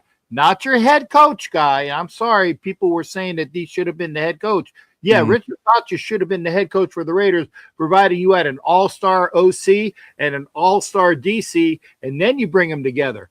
But if Right. you don't, you let him walk, and that's unfortunate. But Rich Bisaccia is that guy to be your special teams guru ace and to take you to the next step. I agree with that. You definitely hit the nail on the head there, Great man. take. Yeah, that's a great take, I Cap. think his agent's already been contacted. Right. They heard us, listen to us live, and they say, listen, get on the phone now, not now, but right now. Yeah. Yes, indeed. Yes, indeed. All right, good stuff. Good stuff. Anybody want to add anything for the Broncos or the Rams, what they need to do to improve? But I definitely share the sentiments from all you guys. Definitely the Rams need to fix special teams. Assuming Matt Stafford is there, you go out and improve your secondary room for nothing else. I think you need a corner or two for the Rams to fix that secondary. I think that was one of the weaknesses for them. But, outside of that, maybe an O-lineman running back with the guys you have and, just tighten up that special teams, obviously, and you could be right back in the Super Bowl conversation next year if everybody's healthy. So I think with the Rams having 2 first-round picks, Oh yeah. I wouldn't be surprised to see if they made a splash. Maybe I've been hearing.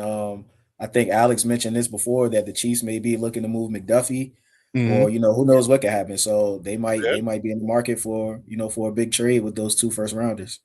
I'm not mad at that at all. They're definitely something they need in all-pro corner. So yeah, that definitely will make sense. Get them the hell out of the division. Right.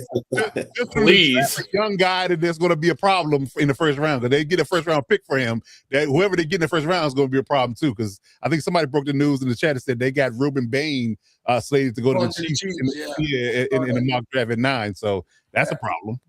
Chris Jones and Ruben Bain on that D line. I ain't trying to look at that. Didn't like that at all when I saw it. Not like that at all. Not at all. Indeed. Yeah. Okay. All right. Good stuff. Good stuff. Good stuff. All right. So now let's move on and talk about some season awards. Oh, I got to see the message. I got it messed up. We talk about season awards. Let's do believe first. Let's do that. Let's get out of the way. Do season awards at the end. Let's do your believe first. So this is our rolling segment of our first reaction questions. They don't know the questions beforehand, so we're getting their first takes on it. No prep, no homework being done on these questions. So it's first reactions from all these takes. So we're going to start with our G, and we're going to talk about the New York Giants. Ooh. So do you believe that John Harbaugh would take the Giants from worst to first in 2026? Man, that is a great question. You know what? Screw it. I'll say yeah. Because I think he's instantly the best head coach in that division. Took the bait and just went. Yeah, you know what? I walked up to it. I looked at it. Can't catch that son of a bitch. There you go. There you go. Gave it a solid. Gave it a solid, look. Yeah. I think I'm gonna take it. Yeah. You know what? He's the best head coach in that division, bar none. There is zero debate about that. He is instantly the best head coach in that division. Mm-hmm. He is working with an extremely talented young core of players there. Got Giants fans obviously know, but most fans forgot. They lost Malik Neighbors this season. They lost a couple of others, Cam Scadaboo, a couple of other pieces this season. I think Harbaugh, he addresses that O-line, gets Dart a little bit more protection, turns him into a little bit more of a pocket QB. I'm not saying fully abandon his legs because they are a gift to him and you're going to want to use them. And I think I think Harbaugh coming from the Ravens and with Lamar Jackson, he has plenty of experience in how to handle a QB like that, how to coach him up and things like that. And I mean, this defense that he's going to have to work with is just absolutely fantastic. You got 4 first-round picks on that D line, playmakers in the secondary, solid linebacking core, maybe, address that in free agency or things like that. I'm pretty sure the Giants do have a somewhat decent bit of money to spend this offseason. So they definitely can make, and to Mike Sarah's point, if the Giants stay healthy that next year, I mean, they already beat the Eagles this year. That is, the division winner. I feel like they have the team to compete with a lot of these other, teams in the NFC as a whole and of course, their own division. Okay. Good stuff. Well, I gave RG this question because he is the worst of first guru. Because since he's been on this network, every team that he's predicted to go to worst of first, he's been right. So I had to give him that one. Like Cap said, he took the bait. He's riding. So, mark it down. The January 27, 2026, he said the Giants are going worst of first. We'll see. You know what? I think I'm going to put a honey on that in Vegas because of Mr. RG. I'll put some bank on that. I'll do that. I would if it's based upon his track record. Right. Based upon his track record. I like it. Good stuff. Good stuff. All right, Dub, you're up next. So let's fly out to Denver real quick. Hopefully it's not snowing. It definitely was a couple of days ago. So let's talk about Bo Nix. Do you believe that Bo Nix is the right answer for Denver? Yeah, I do. For a few different reasons. I think that his confidence, you can see his confidence getting higher and higher as he gets more experience, and then also as he gets more comfortable with the scheme as well. So that's half the battle right there, is quarterbacks understanding the scheme, getting chemistry with their guys. Of course, he has the ability to extend plays and use his feet. Doesn't necessarily have to be pretty. He reminds me of maybe even like a Baker Mayfield, type of thing where he can get the job done. He's a competitor. The guys respond to him, and that's really all you need. I don't know if you said it or somebody else said it, but if I were the Broncos, I would really surround them with a pretty solid run game. I'll focus on improving the run game this offseason. Of course, they got to stay healthy. But to answer your question, yes, I think Bo Nix is the right guy. You don't need a lot. You got a good defense. Surround him with some weapons and utilize his abilities. Okay. Because I asked that question for twofold. I saw a take on, I think it was Twitter, that they said that, with Jarrett Stidham being in with Sean Payton for 3 years, the game will likely look a lot like, if Bo Nix was playing because, it doesn't necessarily matter exactly who his quarterback is. It's the system that drives the ability for them to move the football. So that was an interesting thing. So I thought I'd bring it up for that space. And getting to the point of Bo Nix being the future of the team, if you have to pay him at some point, in the next 3 to 4 years, then that roster gets different and the defense gets less. Then, you don't have that crush to, hold you up in a sense, where you kind of lean on that defense to be, stout for you, and you don't have to worry about putting up a lot of points. So that's why I thought it was an interesting topic. Yeah, pay the man. Quarterbacks come at a premium. If you haven't learned anything from the Vikings, if you haven't learned anything from, some of the other teams around, pay the guy. Pay the guy. Everybody's not Peyton Manning, Tom Brady. Where's the drop? Where's the Richard Pryor drop, Coach? Where's the drop? Pay the man. Pay the man. Pay the man. Pay the man. Yeah, I forgot. My fault. I think I downloaded it, so I forgot to upload it. But yeah, I'll get it. I'll get a cap. Better. I'm giving you these things, man. I'm giving you these things. Cool Cavs doesn't like Nix apparently. He says he's next by Johnny Manziel. That's crazy. That's crazy. Okay. Yeah, I'm not clapping on that one, Raider Way. There you go. I got you. Okay. All right, Violator, you're up next. Let's talk about the Raiders here. Do you believe that the Raiders are waiting too long to hire a head coach? Man, that's tough. I'm going to say no, because despite all of the stuff that we're hearing through social media and whatever, I think they already either have a gentleman's agreement in place already because of the rules of the game. Right. And I'm just praying on that I'm right on that. I think they know who they wanted the whole time, but they're bringing these other guys in to see how the chemistry would be in case Coach A had to work with Coach C or vice versa. You know what I mean? Okay. So I'm saying I don't think they waited too long. I think they're exercising patience, which I haven't really seen over my years them operate this way. So never, yeah. So I'm kind of just sitting back, letting the chips fall where they fall, not getting too caught up in all of that because it's way above our pay grade anyway. What are you gonna do? Not support the team because it's not the head coach or the OC that you like? Come on, that's a business. So I don't think they have. I think they have a plan and a plan B if plan A don't work. I like it. Okay, good stuff. Good stuff. I'm going to interject real quick, only because I apologize, Coach. But if you listen to, I'm going to name drop him again. Where is it? You listen to Mr. Lester Hayes, okay?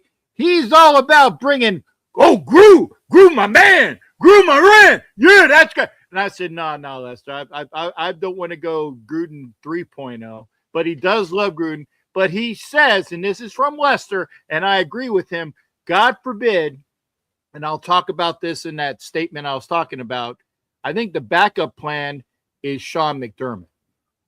Oh. Yeah, keep an eye for McDermott. That's not a bad backup plan at all. At all. Yeah, and you haven't heard his name mentioned. Right. And Lester loves Sean McDermott. So I name dropped Lester twice. Yeah, well, if your primary date to the prom is Halle Berry, but Scarlett Johansson is in the tuck. Hey, hey, Coach, I need to get out of the building on a Halle Berry, Scarlett Johansson, man. That's my cue, boy. Woo! I'm out of here. I'm gone. You're right. Good stuff. All right, Cap, you're up next. So let's talk about the Philadelphia Eagles real quick. Do you believe? Wait a second. I need to get my right hat on for this. Okay, I'm waiting. I'm sorry, I don't have an Eagles hat, but I do have a Philadelphia hat. And that's why I gave it to you, because I know you're from Philly. That's why I gave this question Thank to you, sir. Do you believe that the Eagles do not go far in the playoffs in 2026, that everybody's fired? Since they didn't go far this year or this upcoming year? This upcoming year in 2026. If they don't go far in 2026. Man, Coach, I love you. That is the easiest question in the world. If the Eagles don't get out of their own way and they are gone within round one, or if they don't even make the playoffs, which is one of those things that can happen because they've been building and building and building. And I have no clue really what happened to that team this year. They screwed up at the wrong times. They were a solid team. And then they got Sirianni'd in the end. Okay. And they got Petula'd in the end. They got all of the capabilities to be the best team in the East. And I'm going to give RG a little bit of flax on that. For worse, the first.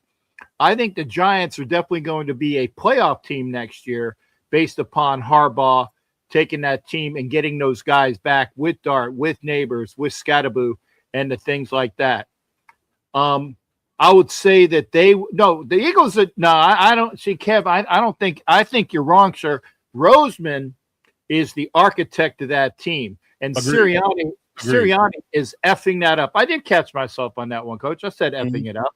And if they don't aspire to even to the greatness, if they're one and done or don't even get into the dance, those boys are GON. They don't even need the E. They gone. Gone. Okay. I'm with it. Okay. Good stuff. All right. That is it then. Way to bring it home, gentlemen. Way to bring it home. Love it. So that is our segment called Do You Believe? So now let's talk about season awards. The NFL Honors Awards ceremony is a little over a week away, right before the Super Bowl weekend. So we're going to name some new fresh faces in the realm of MVP, Offensive Player of the Year, Defensive Player of the Year, Comeback Player of the Year, Coach of the Year, just to name a few awards in that space. So we're going to go around the room. Every person has a assigned category, and they're going to tell us who they think their guy is for this award and why. So let's start with RG. And you kind of spilled the beans already, but but you have to give your true. But you have to quantify by saying why in this spec. So for you, his answer is because I said so, and he is correct. That's funny. So who is your MVP for 2025 and why? I mean, let's be honest. It's really a two-man race at this point. Oh yeah. And if we're being even more honest, we know the media loves a good narrative. And so at the end of the day, if you're going to choose between the guy who's potentially going to retire within the next 3 years and a young up-and-comer who's barely in his second year, you're probably going to give it to the guy who's close to retirement because he deserves it. And for what it's worth, I think Matt Stafford truly does deserve this award. I think he was by far the best quarterback this year. And he does it all through the air. He's not really, I mean, not even not really. That's giving him some praise. He is not a running quarterback at all. He is one of the rare, last remaining old breed of statue pocket quarterbacks, but he does it the best because when you put that O-line in front of him and you give him outside weapons, I mean, the proof is in the pudding. You see how great that offense can be with him at the helm, and the resurgence that he has had post Detroit. I got you. Kat. Thank you, man. Give that man a cookie. Yeah. post Detroit. I mean, it's been a completely different Matthew Stafford, and I think that just goes to show you, how much a dysfunctional organization can truly hold back some of the greats. Because can you imagine what Matthew Stafford's career would have been had he not spent 2/3 of it in Detroit? I mean, just the possibilities, what you're seeing on the back, he's not even in his prime anymore. And what he's putting up, these numbers that he's putting up, and how he's able to lead this team. I mean, it's extraordinary, man. And that's why, to kind of connect my 2 points from the previous segment, I think that's why, as Rams fans, you're basically just you're with it until the wheels fall off. You're ride or die with Stafford and with McVay, and I think it's a hell of a team to ride or die with, because I would be ecstatic being able to watch this football unfold. Indeed, I like it. I like it for sure. Yeah. Clearly Drake Mays is, the other person in high, regard and running for this award. But I mean, we just had to put up the numbers, and to Dove's point earlier about how he had to go through the gauntlet of the NFC West. Just to have to go through that alone and put up the numbers he did. He had 52 touchdowns, if I'm not mistaken. Wait, Stafford? Yeah. I think he had 46, I think it was. Yeah, even still. Yeah. 46 touchdowns in the season. Yeah. And in that division with those defenses, yeah, that's a feat. So I definitely think he's the odds-on favorite to win it. And and people can question about Drake Mays, quarterbacks he faced, teams he had to face, straight to schedule, and all that good jazz. And then you have to say this too. It's a regular season award, but Drake Mays hadn't played good yet in the playoffs either. So that's something to watch, in that space too. So. By the way, only 8 interceptions for Stafford this year. So that just goes to show you, for a guy who 8, that's crazy. does nothing but throw the ball. Every team knows, and they do have Kyron Williams, so they do have a running effect. But as far as when Stafford drops back, there is zero doubt he is throwing the ball. I mean, the fact that he's able to do that at such a high clip and put up that high volume of numbers with that low interception mark, I mean, that's incredible, man. And Agreed. none of those interceptions were thrown to the New York Jets. I can guarantee you that. That's a good one. Coach, I want up you. I don't think any team was able to have throw an interception against the Jets this year. They tried, and it didn't work. Did they? I couldn't tell. Well, no, some people tried to give him a couple of gimmies. Yes. Yeah, the Jets didn't take him. Yeah, that's funny. That is funny, Cap. Good stuff. All right. Let's talk Offensive Player of the Year now. Dub, so who is your Offensive Player of the Year and why? I'll give a hint. He's in the NFC West. That narrows it down to me. That narrows it down to three people if you take out the quarterback, right? Okay. So 3 people. Let's see. It's either Nakua or JSN. Maybe not. Okay. Maybe not. I think it's another name, but go ahead. I think it's Marvin Harrison Jr. Oh no! Am I right? It's not. Yeah, but no. It really, to me, it came down to McCaffrey, JSN, and Puka Nacua. And to be honest, specifically for Nacua and JSN, you can close your eyes and pick one, and it'll be okay. For me, I went with JSN for a few different reasons. Number one, he didn't have the threat of another number 2 receiver. So he had all the attention on him. He had a slightly inferior quarterback. You know what I mean? It didn't have the system that keep calling him Cup, but didn't have the system that Nakua had or anything like that. Not a bad system at all. But like I said, you can close your eyes and choose either one. But just to come on the scene the way that he did, it was just an amazing year from start to finish for him. Willed that team to the Super Bowl. It's going to be interesting to see what he does in the Super Bowl. And I mean, just some of the catches were just amazing catches.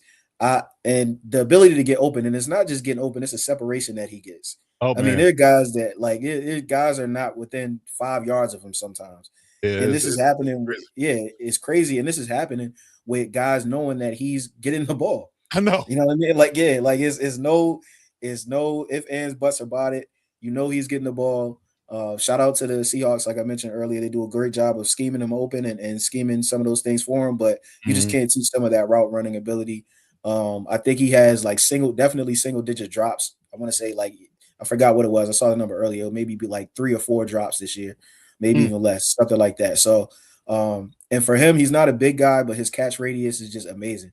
If you put the ball anywhere in his vicinity, he's going to snag it. So, like I said, you could have went with him. You could have went with Nakua. Of course, like I said, McCaffrey had another great year as well. And even on the AFC side, I was looking at, guys like Cook, had a great year with Buffalo, but none of those teams are in the playoffs. There's one team that made the playoffs. I mean, not the playoffs, the Super Bowl, and it's JSN who led his team there. So that's the one that I get the edge to. Yeah, and you got to give credit to Seattle in other space because they were comfortable moving off DK Metcalf for the likes of JSN being number one, and they were right. Yeah. Boy, were they right. Boy, were they Absolutely. right. Yeah, 100%. That's that vision again. That There vision. you go. Talk about Violator. Talk about it. Okay, so we're going to go with you next, Violator. Let's talk about Defensive Player of the Year. So who was your Defensive Player of the Year and why? This category, I got 2 guys.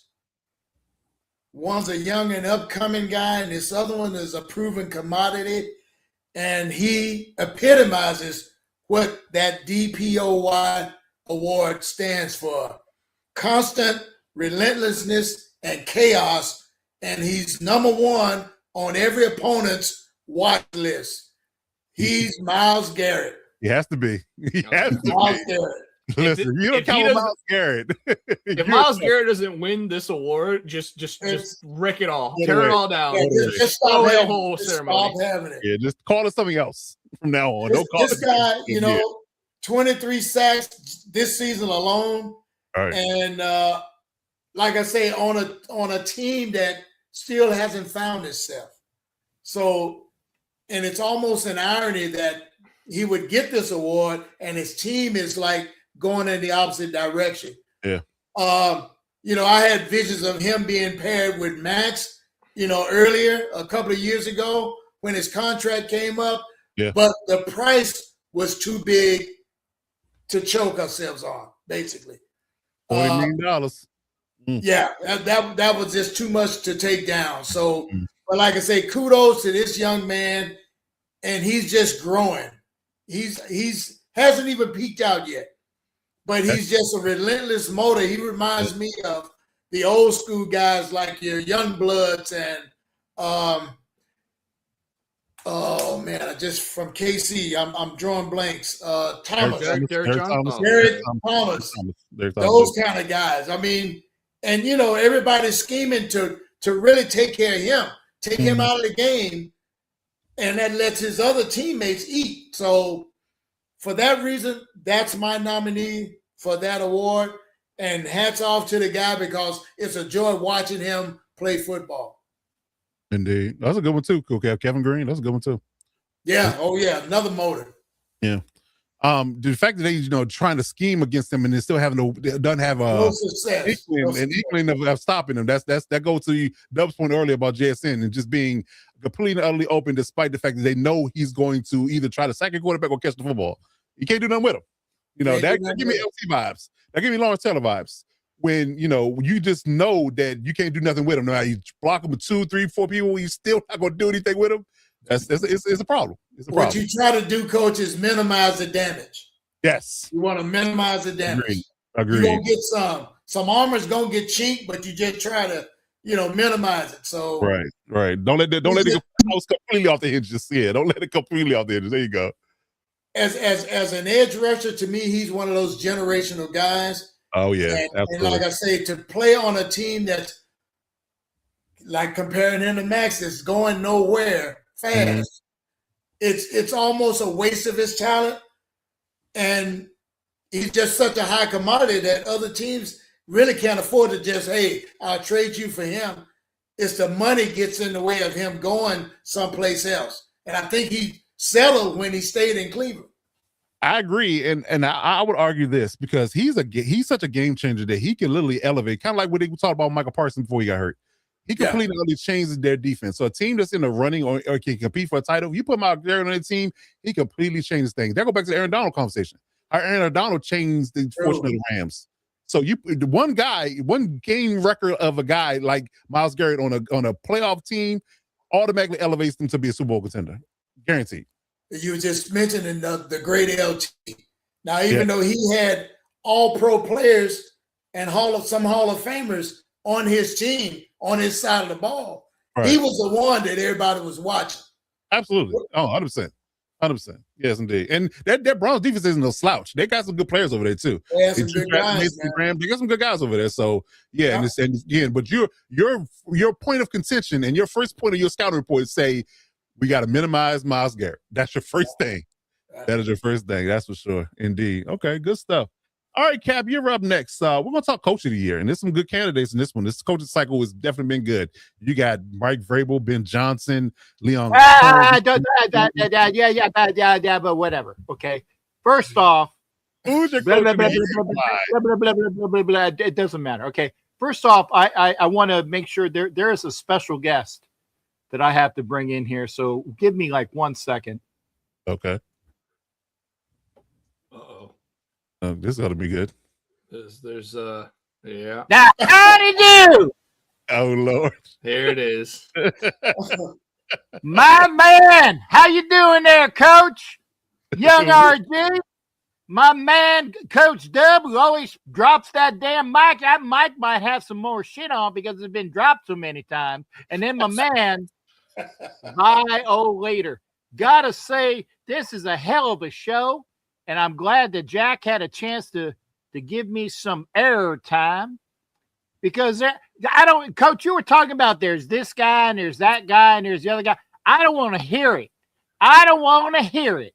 There's only one guy that can be Coach of the Year. And I'm sorry to say that we had him on our team and we've damn fired him. He ain't on my team anymore. And that is Mr. Mike Vrabel, who went back to his kind of like going back to your alma mater, or I think that's what it's called, the alma mater. It's that damn place where you came from. And it's funny because he actually started out in Pittsburgh with Cowher. I was like, damn, that boy got some lineage on him coming out of Ohio State and plays for Bill Cowher. And I heard that Cowher said, well, we can pay you, but we can't really pay you what you're worth. And I heard that, and I said, that's the man. He goes to New England, and he gets all them damn rings. He gets all them damn rings, and they're just going to try it. Now, here's my point. He's going to try to build on it. And I tell you, it's the character. There's another word for it, character. That brought in that locker room. And it's the thing where they got those damn bottles clicking like that damn movie from the 70s. Warriors come out to play. Yay. By the way, that was ad-lib. I'm telling you, look it up. It was ad-lib that Daniel Patrick Kelly did with the bottles and the Warriors come out to play. I heard that. But it's stuff like that. You bring that attitude in on a locker room. Those boys won 4 games last year. Yeah, they did. 4 games. That place was putrid, kind of like the outhouse out back. Come on, no takers on the outhouse out back. Come on, I'm not touching that. I know you should be touching that because you need to get like a one of those suits to talk about the outhouse back. Sanitizer suits, yeah. Get a Sandy suit. And maybe even a nuclear biological suit. I've dropped some bombs back there myself. Anyway, the thing is, 4 games, and then Mike Vrabel, God bless his soul, comes in, and with the help of the GM, they paid a lot of money for people that were just kind of cast aside. I know the Raiders got rid of a few of them. Guy by the name of Caleb on Chason. and Mickey Spillane. I know it ain't Mickey Spillane, but I like to call him Mickey Spillane because that's kind of like his name. And there was another guy. I think there was another D-back. Violator, what was that? There was another guy that came over from the Raiders that came up to the Patriots. Some other dude. Anyway, it doesn't matter because it was Mike Vrabel with Drew May or Roger May, who played guitar for those Queen guys. But the thing is, and God, I hate saying this. I hate saying, you're going to hear the words out of my mouth, and I'm going to go wash myself with Lavar's. Mike Vrabel with some mofo by the name of Josh McDaniels takes that team and makes them champions. Coach of the year of the 4 and whatever last year, and the team that kicked ass and took names, winning in the AFC Championship when they've gone 0-4 earlier because Sean Payton shit the bed. Stupid. Coach of the year, like I said, Coach, I say name. Mike Vrabel of my Tennessee Titans. That's why I had to come on, and I'm glad the captain had the audacity. He called me up, and I was pinching a loaf out in that outhouse I was telling you about, and I had my cell phone on. And I said, I will come on the show. So I got to go now. I gotta go make some more moonshine. I'm going to try to get that little girl down the street. She is 18, by the way. Whoa. I don't want to hear nothing about no underage things. She's 18. I know because I know her mom because, anyway. But I'm just going to say Mike Vrabel, Coach of the Year. Coach, I got to go. I'm going to get Jack back in here. But thank you for letting me have some time, sir. We appreciate you, sir. We appreciate you. Take care, Tex. Okay. Whiskey Jack. Indeed. Good stuff. Stuff. All right, so round out the awards real quick before we get to our last segment of the day. Comeback Player of the Year.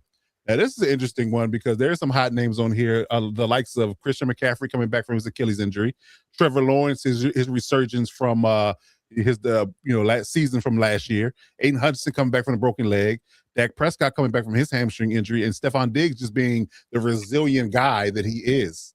But based upon this list and based upon the production in this entirety, I got to give it to Christian McCaffrey because Christian McCaffrey was literally milked dry.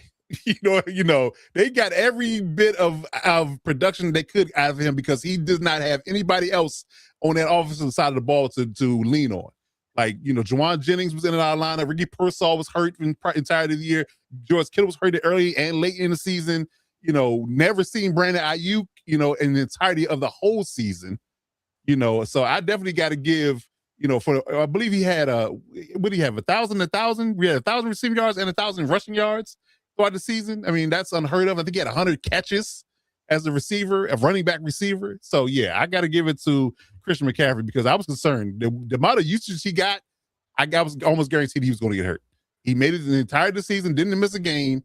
And I believe that you got to give him comeback player of the year, coming from an Achilles injury to literally, being the whole offense for the Niners. I got to give it to Christian McCaffrey from my space. So yeah, Kyle Shanahan sacrificed his entire defense to keep Christian McCaffrey healthy this year. That must be weird. He must have did that. He got the voodoo doll out of the bones. He did something to cast a spell to keep Christian McCaffrey happy. The NFL gods were like, another, and he's like, shit. All right, who's next? Right. Bosa, you're out. Fred Warner, you're out. George Kittle, you're out. Speaking of McCaffrey, he reminds me of one of the guys who plays with a huge chip on his shoulder, just because he was probably slighted as he came up and even being drafted, but he got the genes from his dad. I hated his dad when he played with the Broncos. Ed McCaffrey, yeah. Uh-huh. Oh, my God. But the guy just was a football player. Point blank. And so that kid epitomizes that. Talking about toughness, gritty, and his talented.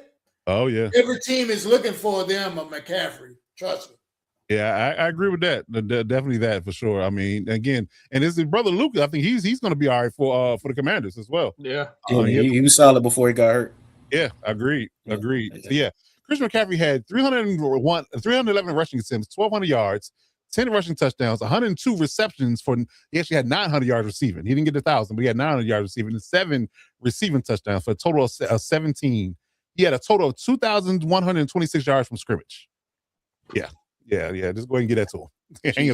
Hang it up. Yeah. I find it funny that as you were going through the names, everybody you named came back from an injury except for Trevor Lawrence, who just came back from bad play. Right. And even right. That was funny. Like, yeah. I can hear it in your voice. You're like, such and such came back from the Trevor Lawrence just came back from. He just came back from. He just came being back. bad. Yeah. It just came back. Whatever it was in 2024, whatever that was. Even at the beginning of the season, like he came back literally during the season. You know, He did, right? Yeah, for sure. Indeed. All You right. guys know what this sets up for next year, though, right? What's that? Joe Burrow's in line for that third comeback player of the year. He's going to add to his trophy case. Yeah, that's a good one. Because he definitely was banged up this year, and it was rough in Cincy for sure. If he just stays healthy, he will win it next year. Guarantee it. Good point. And the numbers they put up, it's gonna be hard to argue that. That's for yeah. sure. That's for sure. Okay, good stuff.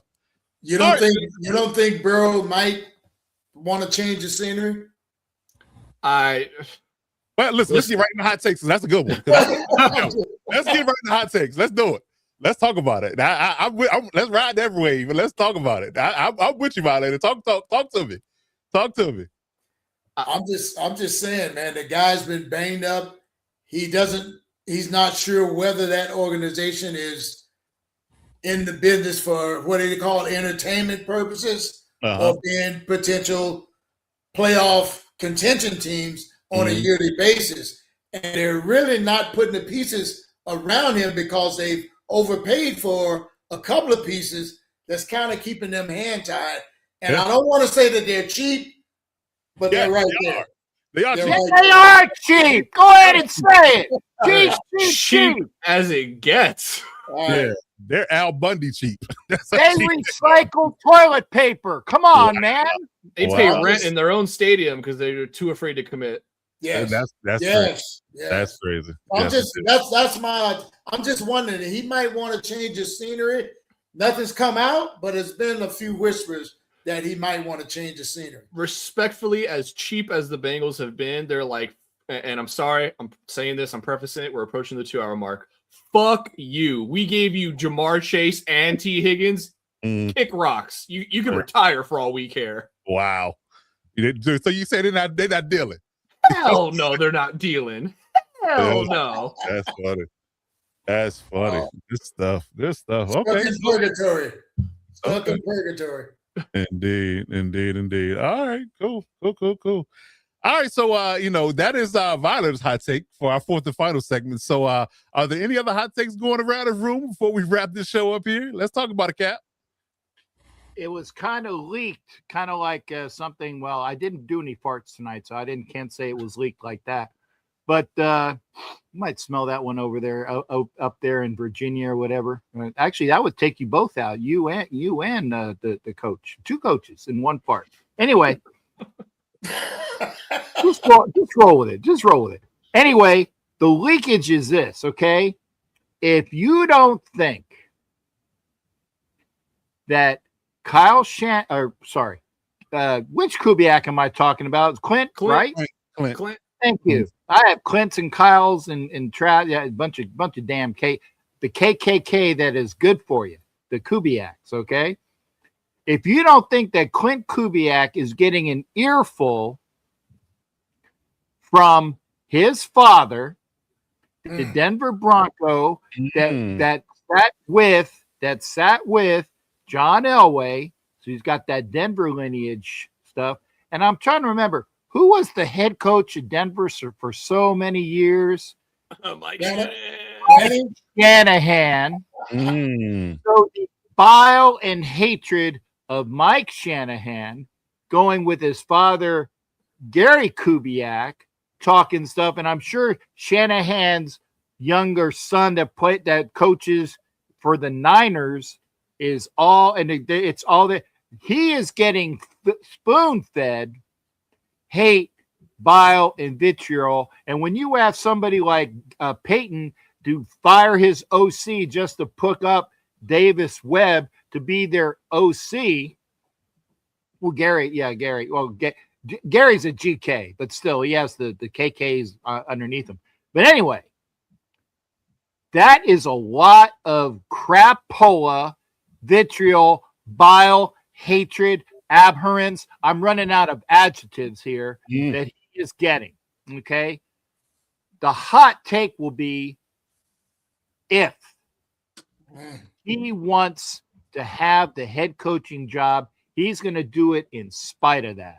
But that's a lot of flack. That's a lot of flack that he's going to be hearing. I can connect the dots. I just connected the dots for you. So if he takes the job, it's because the job of the Raiders, it's because he wants the job in spite of all of that stuff. And I've already said the backup plan would probably be Sean McDermott. Yeah, it's not a bad move. Break the mold. But that hatred is real. That's real. In our circle, that's real. That goes back years and years. Yeah. There's some things that you don't forget, I guess you say. Oh yeah, people don't forget. That's for sure. And if it's going to come down to Tom Brady and John Spytek saying, "Hey, Mark, go to PF Chang's for about the next 3 days. Let us handle this. Okay, I got it. I'm with it. Good stuff. That's my hot take because I know it's happening. Okay, good stuff. And it's hot too. Yeah. So we'll see in the next couple of weeks how it shakes out because you can't technically do anything with them until the Super Bowl is over. Yeah. Okay. And that's why Violator is saying if they're waiting, it's because they have a gentleman's agreement. Now the ultimate, I got to say this, Coach, I've been waiting. I haven't said one all the time. The ultimate fuck you would be if they had that agreement and then he goes and pulls a Josh McDaniels and says, Right. Send you a fax and say, I'm good. Yeah, I got that. Or Ben Johnson did it to the Commanders, I think. Didn't he, Dub? Did he get on the plane, private plane, on the way and decided to turn around and go back? Yeah. Liam Cohen did it to the. Liam Cohen did it to the Bucs, so it's passe. People are doing it now, and they're getting away with it, and it's not affecting anybody. Okay, good stuff. All right, so Dub, RG, y'all got any hot takes? I shared my hot take earlier. Tua doesn't play another snap in the NFL. You did. That was a good one. Okay. Appreciate you reiterating that for those who are just tuning in. Yeah, just in case you missed it. Good, indeed. Okay. Dub, you got anything before I go with mine? I don't got anything. Okay, good stuff. All right. So we've seen Sean McDermott get fired. We've seen the now hiring of Joe Brady in-house. Now, the funny thing about this whole conversation is the fact that Pagula got on the mic with him and Brandon Beam, who he gave a promotion to, when everybody points the finger at him as being the crux of the problem. But you clearly have shown, or you took the veil off and really obviously showed the dysfunction going on in Buffalo, right? So you clearly have also made me realize that Sean McDermott was covering up for a lot of that. Now he's gone. So regardless of how comfortable Josh Allen feels with Joe Brady and whoever he brings in as his DC and whatever they do with the roster for going forward, Brandon Beane is still there. Pagula still owns the team. So unfortunately for Josh Allen and the Buffalo Bills, their Super Bowl window is closed, and it closed faster than butt cheeks and cold water. Okay. It's over. I would talk about shrinkage, but I'll go with that one too. The cold water did it. You do your own. Cold water, yeah. You do your own analysis past that, but yes, the Super Bowl window for the Buffalo Bills is now closed. Edge a shot, it's over. Yep. All right, Josh, it's over. There had to be, in that big three, and obviously two have yet to win it, and then the big three being Mahomes, Allen, and Lamar. Yeah.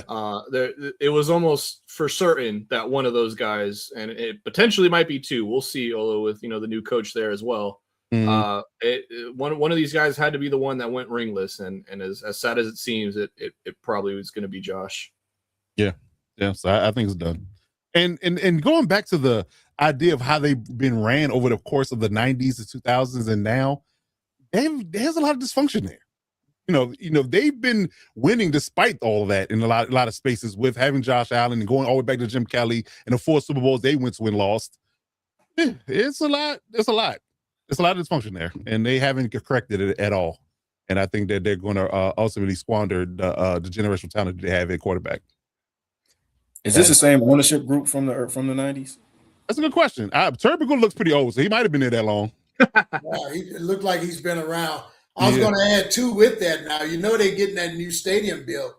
Yeah. And every time you get a new stadium built, there's an increase in PSLs and ticket prices. Yeah. And the Mafia is already putting up the double digits to them on that. They've lost a lot of the good blue collar, folks that are of the Mafia. They're like, man, you want me to spend a bunch of money, and it's been descending.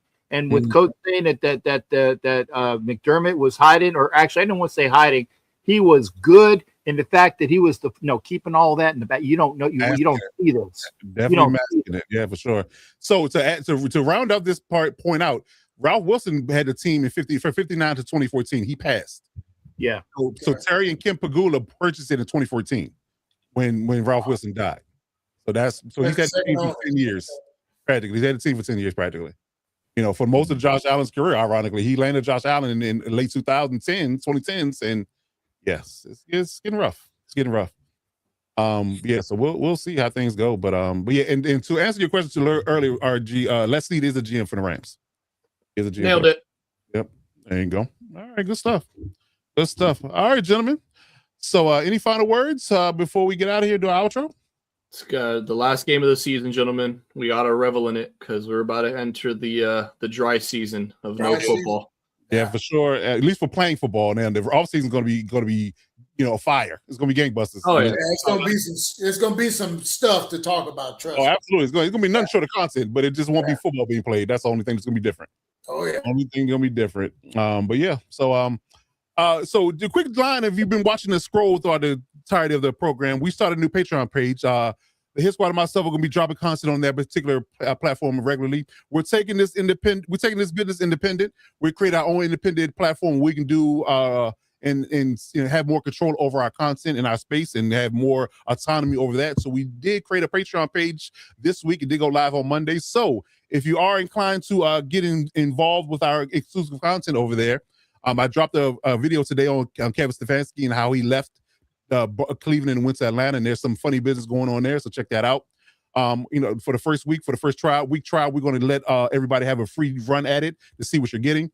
But please drop a subscription on that if you are inclined to do so. It is patreon.com/LockdownDavidSports.